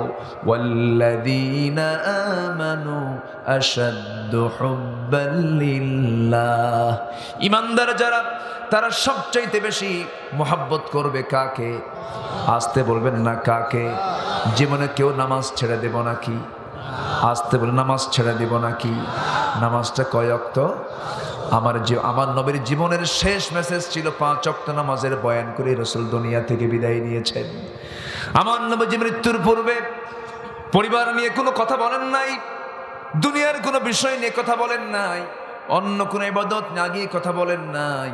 আমার নবী যখন দুনিয়া থেকে বিদায় নিলেন, আম্মা জান আয়েশাকে একটা হাদিস জানিয়ে দিলেন, ও আয়েশা, আমার উম্মতকে জানিয়ে দেবে, আমার উম্মতরা যেন কখনো 5 ওয়াক্ত নামাজ না ছেড়ে দেয়। জোরে বলুন সুবহানাল্লাহ। আজকের থেকে জীবনে নামাজ ছেড়ে দেব না, এমন সিদ্ধান্ত কি নেওয়া যায় নাকি? একটু হাত উঁচু করে দেখান তো। জোরে বলি, ইয়া আল্লাহ। আরো জোরে, ইয়া আল্লাহ। আমার জীবনের 5 ওয়াক্ত নামাজ আর ছেড়ে দেব না। আল্লাহ আমাদেরকে 5 ওয়াক্ত সালাত আদায় করার তৌফিক তুমি আল্লাহ দিয়া দাও। জোরে বলি আমিন। আমি আমার মাদেরকে বলবো, মা আপনাকে নামাজ পড়তে হবে। কাজ আগে না নামাজ আগে? কাজ আগে না সালাত আগে? কাজের অধীনে নামাজ নাকি? কাজের অধীনে নামাজ না নামাজের অধীনে কাজ? যেদিন বাংলাদেশে আমরা দেখব যে নামাজের অধীনে কাজ চলছে, সেদিন দেখব না বাংলার জমিনে নামাজ কায়েম হয়েছে। ঠিক কিনা? নামাজ কেন্দ্রিক সব কিছু হতে হবে, তাহলে সব অফিস দুর্নীতি মুক্ত হয়ে যাবে, সকল ক্রাইম দূর হয়ে যাবে। যেদিন হবে নামাজ কেন্দ্রিক সমাজ। আল্লাহু আকবার বলে। সম্মানিত ভাইয়েরা, আমার মা বোন যারা এসেছে আমি তাদেরকে উদাত্ত আহ্বান জানাবো, রুচির পরিবর্তন আপনার আনতে হবে। মা, পোশাক আশাককে সুন্দর করতে হবে। এমন পোশাক মেয়েরা পরে, ওই জাতীয় পোশাক আপনার পরা যাবে না। যেটা পরে আপনাকে উলঙ্গই দেখা যায়, সেই পোশাক পরার কোনো দাম নাই। আপনাকে ঢেকে ঢুকে ঘরের পরিবেশ নিয়ে বাইরে বের হতে হবে। আমার দেশের মারা অনেক ভালো আছে, মারা ভালো, সমস্যা নেই, কিন্তু মাদেরকে যারা চালায় তারা দুষ্ট কম না। ঠিক কিনা? আছে না? দুষ্ট আছে না? এমন বাবাও আছে, বাবা হাতের তালি মারে আর মেয়েটা মঞ্চে নাচে, আছে না? থাপ্পড়ে 32টা দাঁত ভাঙ্গা দরকার ছিল এদের। দুঃখ লাগে,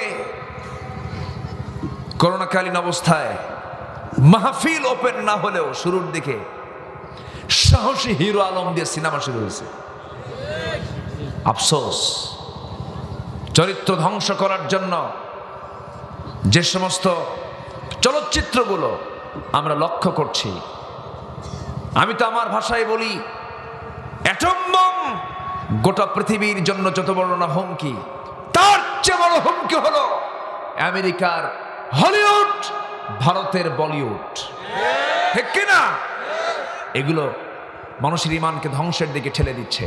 যুবকরা, এই দিকে পা দেওয়া যাবে না। যৌবনকে কন্ট্রোল করতে হবে। তোমার যৌবন একজন নারীর জন্য তোমার বরাদ্দ।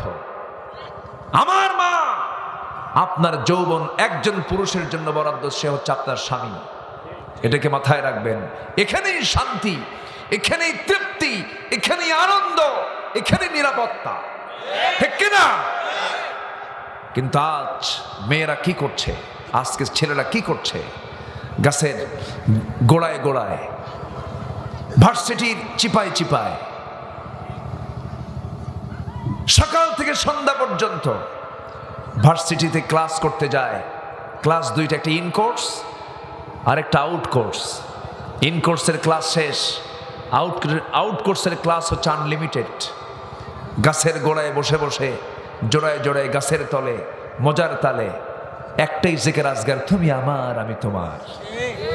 কিচ্ছু না, কিচ্ছু না। সব আলেয়া হেরে যাবে, নার্গিস মর্জিনা হেরে যাবে, কেউ থাকবে না। থাকবেন আমার এক নাম্বার বন্ধু, তিনি কে? আসতে বলবেন না, তিনি কে? মা, আপনার রুচির পরিবর্তন আনা দরকার। একজন ছেলের মুখে দাড়ি দেখে আজকের মেয়েরা পছন্দ করে না, আছে না? মুখে দাড়ি বাবা পছন্দ করেছে, বা এই ছেলেটাই ভালো, খুব পরহেজগার, নামাজ পড়ে, শিক্ষিত ছেলে, ইঞ্জিনিয়ার অথবা ডাক্তার অথবা আলেম, এই ছেলের সঙ্গে তোমাকে বিয়ে দেবো। বাবা, এই ছেলের সঙ্গে আমার বিয়ে হবে না। কেন? ও তো চাচা হয়ে গেছে। মুখে দাড়ি দেখে কি হয়েছে? চাচা হয়ে গেছে, বিয়ে হবে না। অথচ আগের যুগের মাদের, নারীদের কি রুচি ছিল। আমার নবীর সামনে এক মহিলা সাহাবী এসে বলছেন, ইয়া রাসূলুল্লাহ, আমার কি বিয়ে হবে না? রাসূল বলেন, তোমার বিয়ে হবে না? কে বলছে বিয়ে হবে না? হুজুর, আমার যদি বিয়ে হয়, শর্ত আছে। কি শর্ত? 3 থেকে 4টা শর্ত যে পুরুষের মধ্যে আমি পাবো, যে পূরণ করবে, সে হবে আমার স্বামী। কি শর্ত বলো তো? যিনি আমার স্বামী হবেন, 1 নম্বর শর্ত হলো 5 ওয়াক্ত নামাজ বা জামাতে পড়তে হবে। জোরে বলি সুবহানাল্লাহ।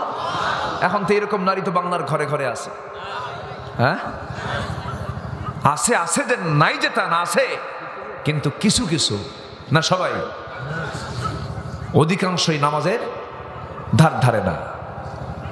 সম্মানিত ভাইয়েরা, ওই মহিলা বললেন, ইয়া রাসূলুল্লাহ, যিনি আমার স্বামী হবেন, রমজান মাসের রোজা শুধু নয়, গোটা বছর তাকে নফল রোজা রাখতে হবে। যিনি আমার স্বামী হবেন গোটা রাত থেকে কিয়ামুল লাইল করতে হবে। কিয়ামুল লাইল না করতে পারলে বসে বসে কোরআন পড়বে। রাসূল মুস্কি মুস্কি মনে মনে হেসে হেসে বলেন, দিনের বেলা রোজা, রাত্রেবেলা নামাজ, হক আদায় হবে কখন? কথা বোঝেন নাই? আমার নবী আবেগ আপ্লুত হয়ে কিচ্ছু বললেন না। এই কথাটাই প্রপোজ করলেন সাহাবীদের মাঝে। এক সাহাবী দাঁড়ায় বলে, হুজুর, যে কঠিন শর্ত, এই শর্ত পূরণ করার মতো আমারই ক্ষমতা আছে, আমি পারবো। যেরকম সুবহানাল্লাহ। বিয়েটা হয়ে গেল।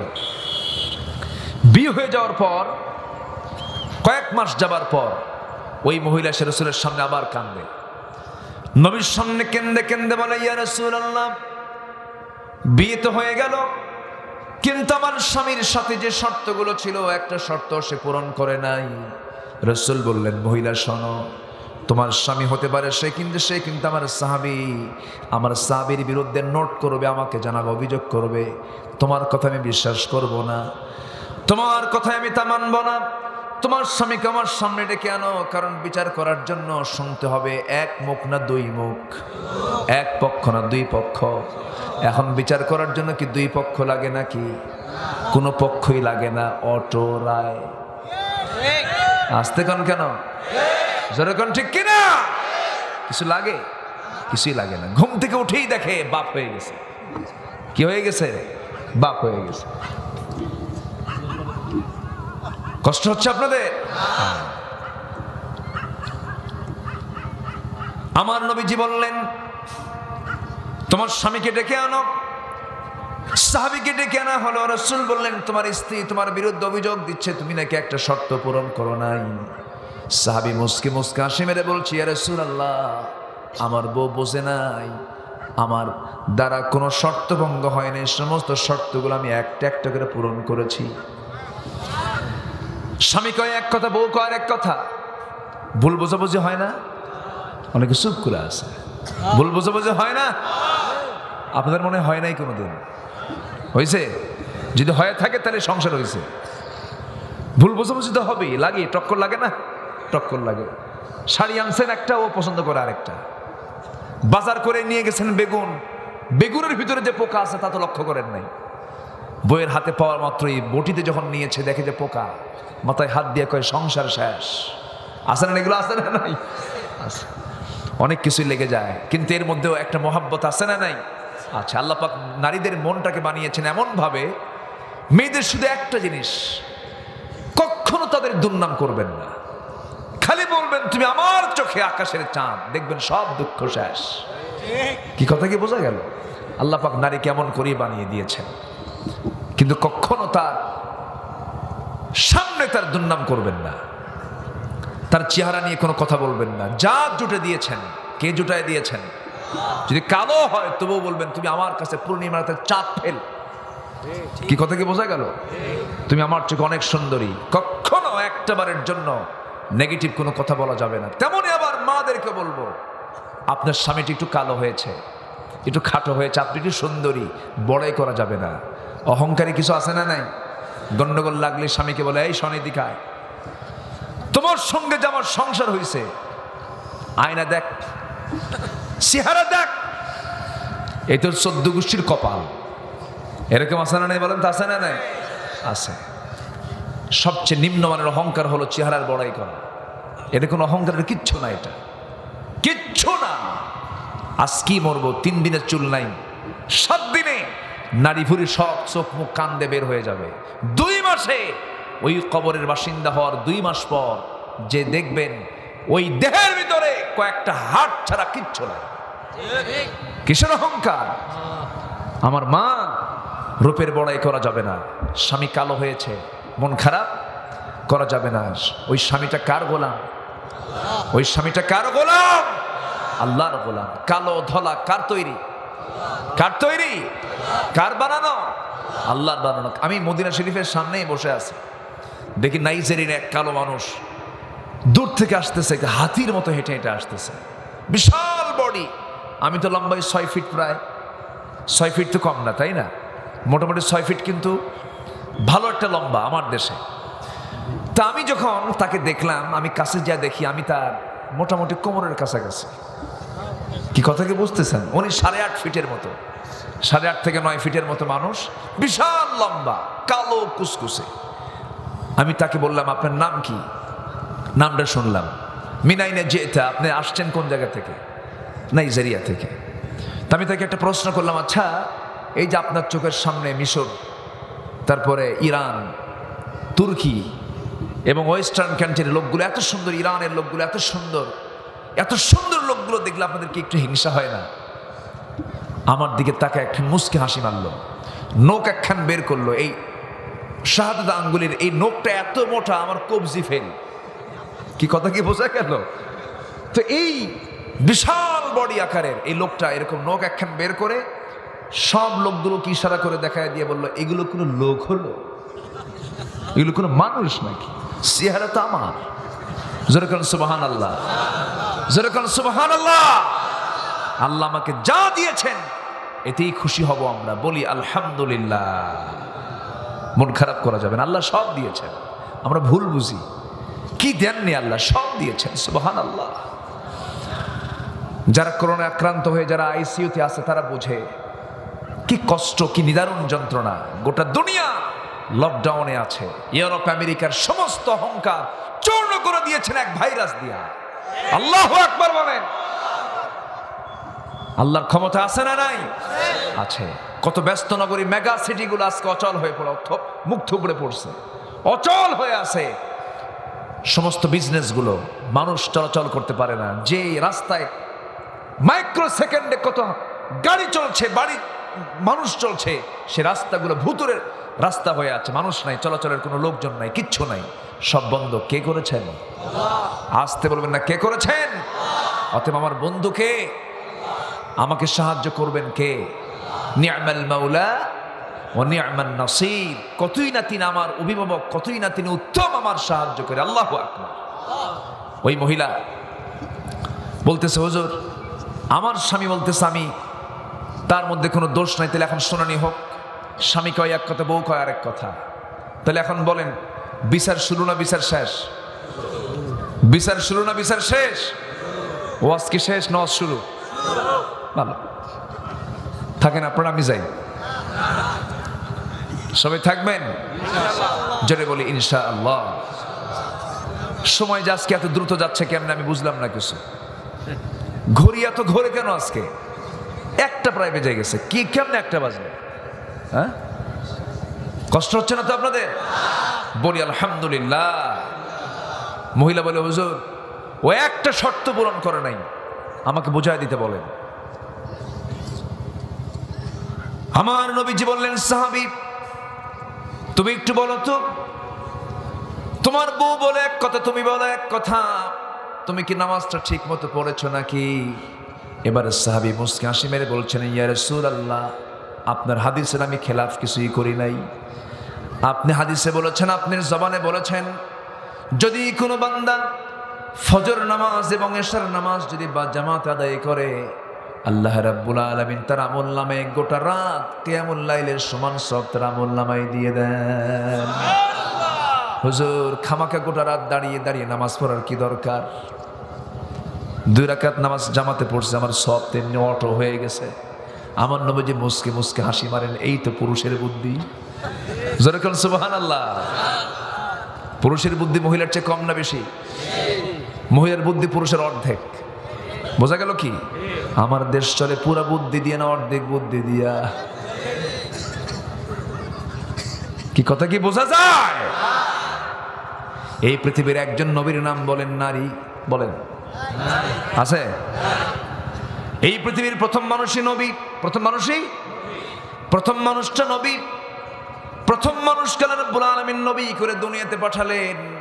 এবং পৃথিবীতে আল্লাহ রাব্বুল আলামিন যত পয়গম্বর পাঠিয়েছেন, কোন পয়গম্বরকে আল্লাহ রাব্বুল আলামিন নারী নির্বাচিত করেন নাই। কারণ আল্লাহ পাক বুঝায় দিচ্ছেন, ও পৃথিবীর মানুষ জেনে রেখে দিও, নামাজের যে নেতৃত্ব, সেই নেতৃত্বই সমাজে চালু করতে হবে।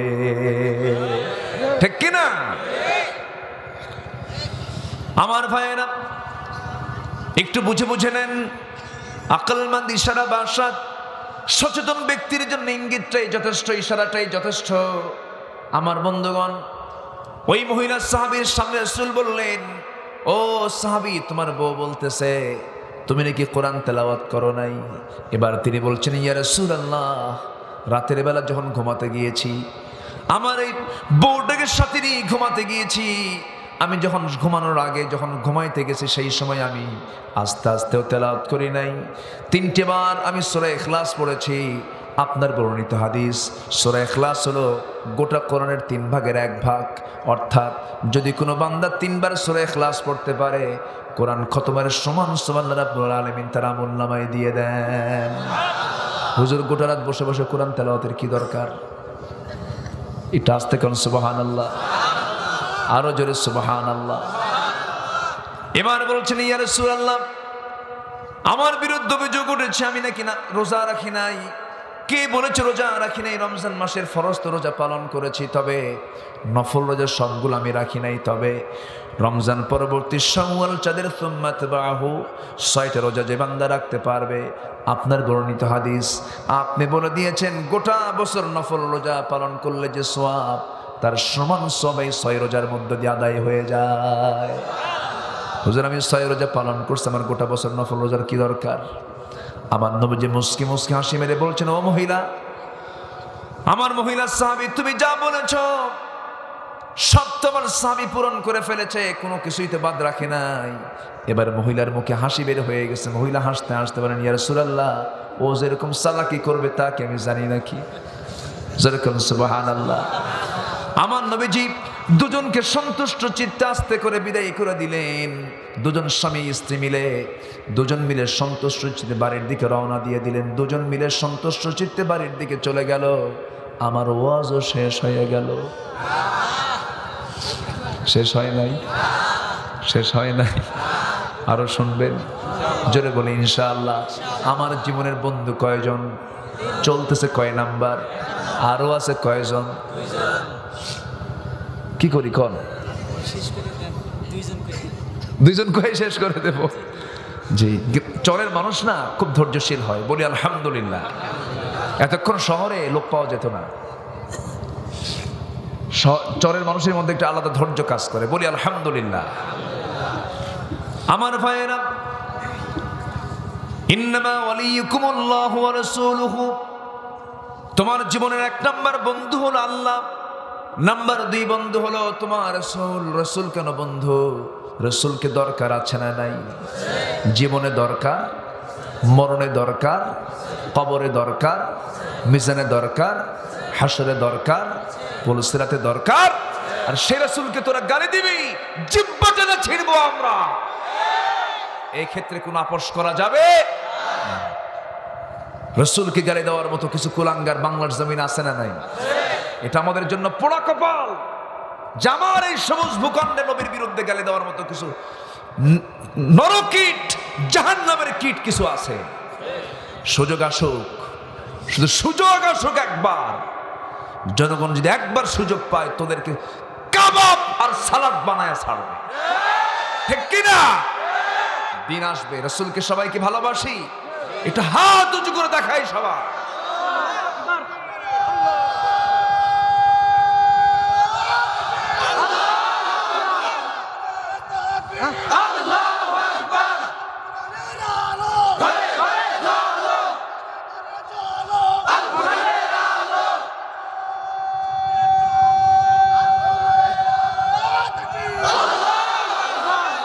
আমার নেতা তোমার নেতা, হাত নামান। কষ্ট হলো আপনাদের? মন তো চায় কথা বলতেই থাকি, আগ্রহ তো তীব্র আকার কাজ করে, মন চায় যারও কথা বলি, কিন্তু আপনার তো 1 রাত, আমার তো সব রাত। আমাকে তো বাঁচতে হবে। আগামীকালকে মাহফিল আছে, সেখানে যেতে হবে না? যেতে হবে, সেখানেও কথা বলতে হবে। সম্মানিত ভাইয়েরা, নাম্বার 2 বন্ধু হচ্ছেন মুহাম্মদ সাল্লাল্লাহু। রাসূলকে আমাকে ভালোবাসেন নাই? এখনো বাসেন না? কবরে শুয়ে শুয়ে কার জন্য কাঁদে? আমাদের জন্য কাঁদে, আমাদের জন্য কান্দেন তিনি। সারা জীবন দুনিয়াতে বসেও আমার জন্য কেঁদেছেন, কবরে শুয়ে কাঁদতেছেন। কাল হাসরে সবাই বলবেন নফসি নফসি, আর আমার নবী বলবেন উম্মতি উম্মতি, আমার উম্মত কই? মৃত্যুর সময় রাসূল অসহজ কষ্ট হচ্ছিল, কারণ মৃত্যুর যন্ত্রণা আছে। তো সে সময় আজরাইলকে ডাক দিয়ে বলছে, আজরাইল, এত মৃত্যুর যন্ত্রণা হয়, সব যন্ত্রণা আমাকে দে, আমার উম্মত যেন কষ্ট না পায়। সে রাসূল আমার শুয়ে আছেন মদিনার পবিত্র মাটিতে, সে রাসূলকে মহব্বত করার দরকার আছে না নাই?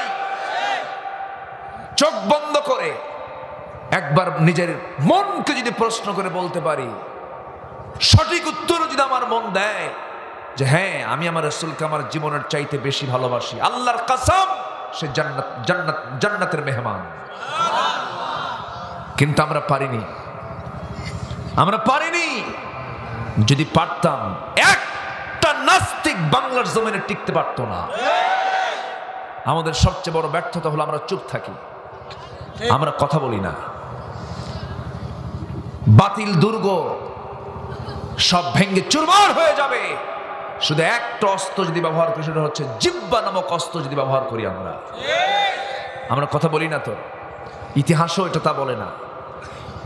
বাংলার স্বাধীন সর্বশেষ নবাব সিরাজউদ্দৌলার যখন পতন হচ্ছিল, লর্ড ক্লাইভ সিরাজউদ্দৌলার হাত পা বেঁধে যখন নিয়ে যাচ্ছিল, সেই সময় লক্ষ লক্ষ জনতা সিরাজউদ্দৌলাকে দেখে চোখের পানি ফেলে ফেলে কেঁদেছে। লর্ড ক্লাইভ হাসে আর মনে মনে কয়, এরকম ভীরু জাতি আমরা দেখি নাই। সামনে দিয়ে ধরে নিয়ে যাচ্ছে, লক্ষ লক্ষ জনতা দেখতেছে।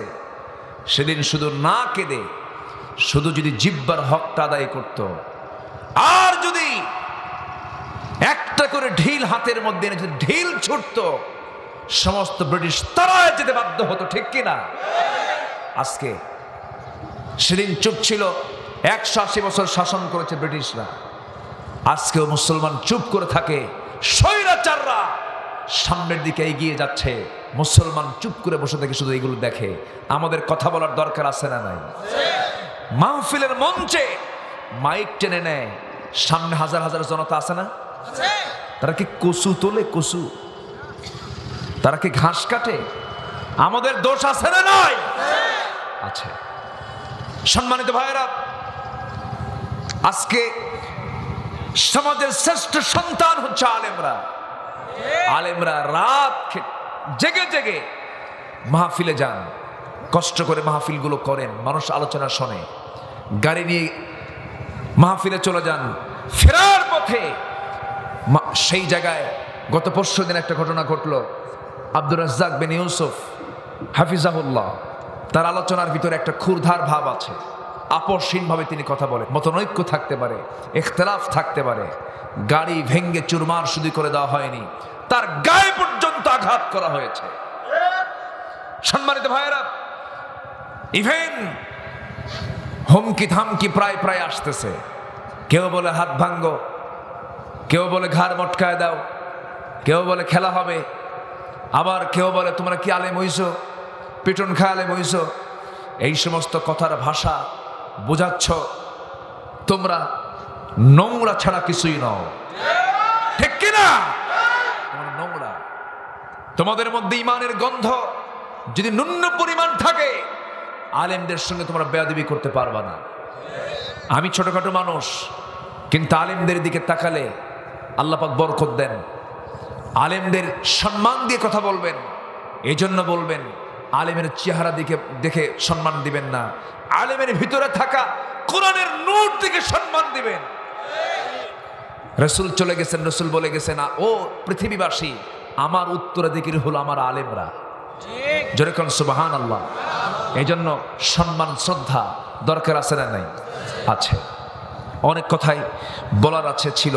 দেখি আর আরেকটা বন্ধু হলো আল্লাযীনা আমানু, যারা ঈমানদার তাদেরকে আমরা বন্ধু বানাবো। যারা ঈমানদার তাদেরকে আমরা বন্ধু বানাবো। ঈমানদারের সঙ্গে আমাদের মহব্বত কম হবে না বেশি হবে? ইন্নাল্লাহা ইউহিব্বুল্লাযীনা ইউকাতিলুনা ফী সাবিলিহি সাফফান কান্নাহুম বুনিয়ানুম মারসুস। আল্লাহ পাক ওই সমস্ত বান্দাকে সবচেয়ে বেশি ভালোবাসেন যারা ঈমানদারেরা সীসাঢালা প্রাচীরের মতো একতাবদ্ধ হয়ে বাতিল শক্তির মোকাবেলা করে, আল্লাহর পক্ষে যারা জিহাদ ফি সাবিলিল্লাহর কাজ করে, আল্লাহ তাদেরকে খুব ভালোবাসেন। এই তিনটা বন্ধু আমরা নির্বাচন করব। জোরে বলি ইনশাআল্লাহ। অনেক কথা হলো, যতটুকু হয়েছে আমরা বলে ফেলি আলহামদুলিল্লাহ। জোরে বলি আলহামদুলিল্লাহ। মাহফিলে না আসলে কোনো গুনাহ হতো? আর ফজর নামাজ না পড়লে, ওয়াজ শুনতে সে যদি ফজর নামাজ কাজা হয়, তাহলে কি লুঙ্গি ছাড়া টুপি বড় হয়ে গেল। ফজর যেন কারো কাজা না হয়, আমরা খেয়াল করবো। জোরে বলি ইনশাআল্লাহ। সবাই চিৎকার মেরে বলি সুবহানাকা আল্লাহুম্মা আশহাদু আল্লা ইলাহা ইল্লা আনতা আস্তাগফিরুকা ওয়া আতুবু ইলাইকা। চিৎকার মেরে বলি ইয়া আল্লাহ, আমার জীবনের সগীরা কবীরা, ছোট বড় সব গুনাহ তুমি আল্লাহ মাফ করে দাও, মাফ করে দাও। জোরে বলুন ইয়া রাব্বাল আলামিন। সবাই নামাজের মতো করে বসি, তাশাহুদের সূরতে বসি। আল্লাহ যেন আমাদের বাড়ি পর্যন্ত আমাদের যাওয়াকে নিরাপদ করে দেন। আমরা আল্লাহর কাছে চাবো, অনেক রাত হয়েছে, আমরা আল্লাহর কাছে এখন বলবো আল্লাহুম্মা আমিন। রব্বানা যালামনা আনফুসানা ওয়া ইল্লাম তাগফির লানা ওয়া তারহামনা লানাকুনান্না মিনাল খাসিরিন।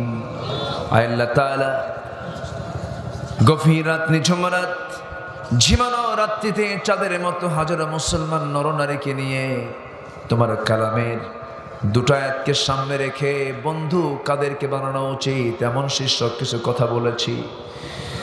তোমার শাহিদার বারে কাঙ্গাল ফিকারির মতো দুটো হাত পেতে আছি। আল্লাহ, গুনার দিকে নজর দিও না।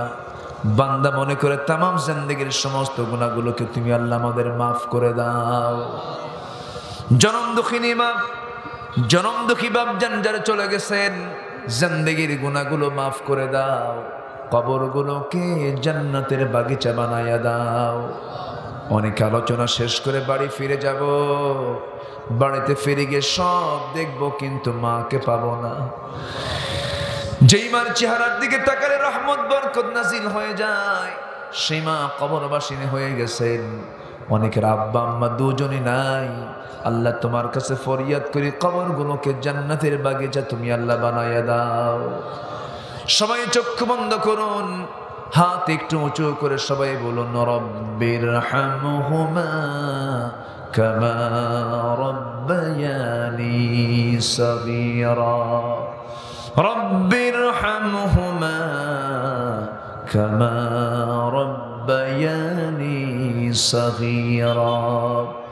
আল্লাহ তাআলা বিশেষ করে এই মাহফিলের আয়োজন যারা করলেন, শোনার জন্য দূর দূরান্ত থেকে যারা আসলেন, বিনিময়ে কিয়ামতের কঠিন ময়দানে যেদিন কেউ কাউকে চিনবে না, এমনকি মা পর্যন্ত সন্তানকে অস্বীকার করে বসবে, যেদিন মানুষ কাঁদতে কাঁদতে চোখের পানিগুলো ফুরে যাবে, চোখ থেকে রক্ত বের হওয়া শুরু হয়ে যাবে, সেই কঠিন মুসিবতের দিন এই মাহফিল সবার জন্য নাজাতের মাধ্যম বানায় দিও আল্লাহ।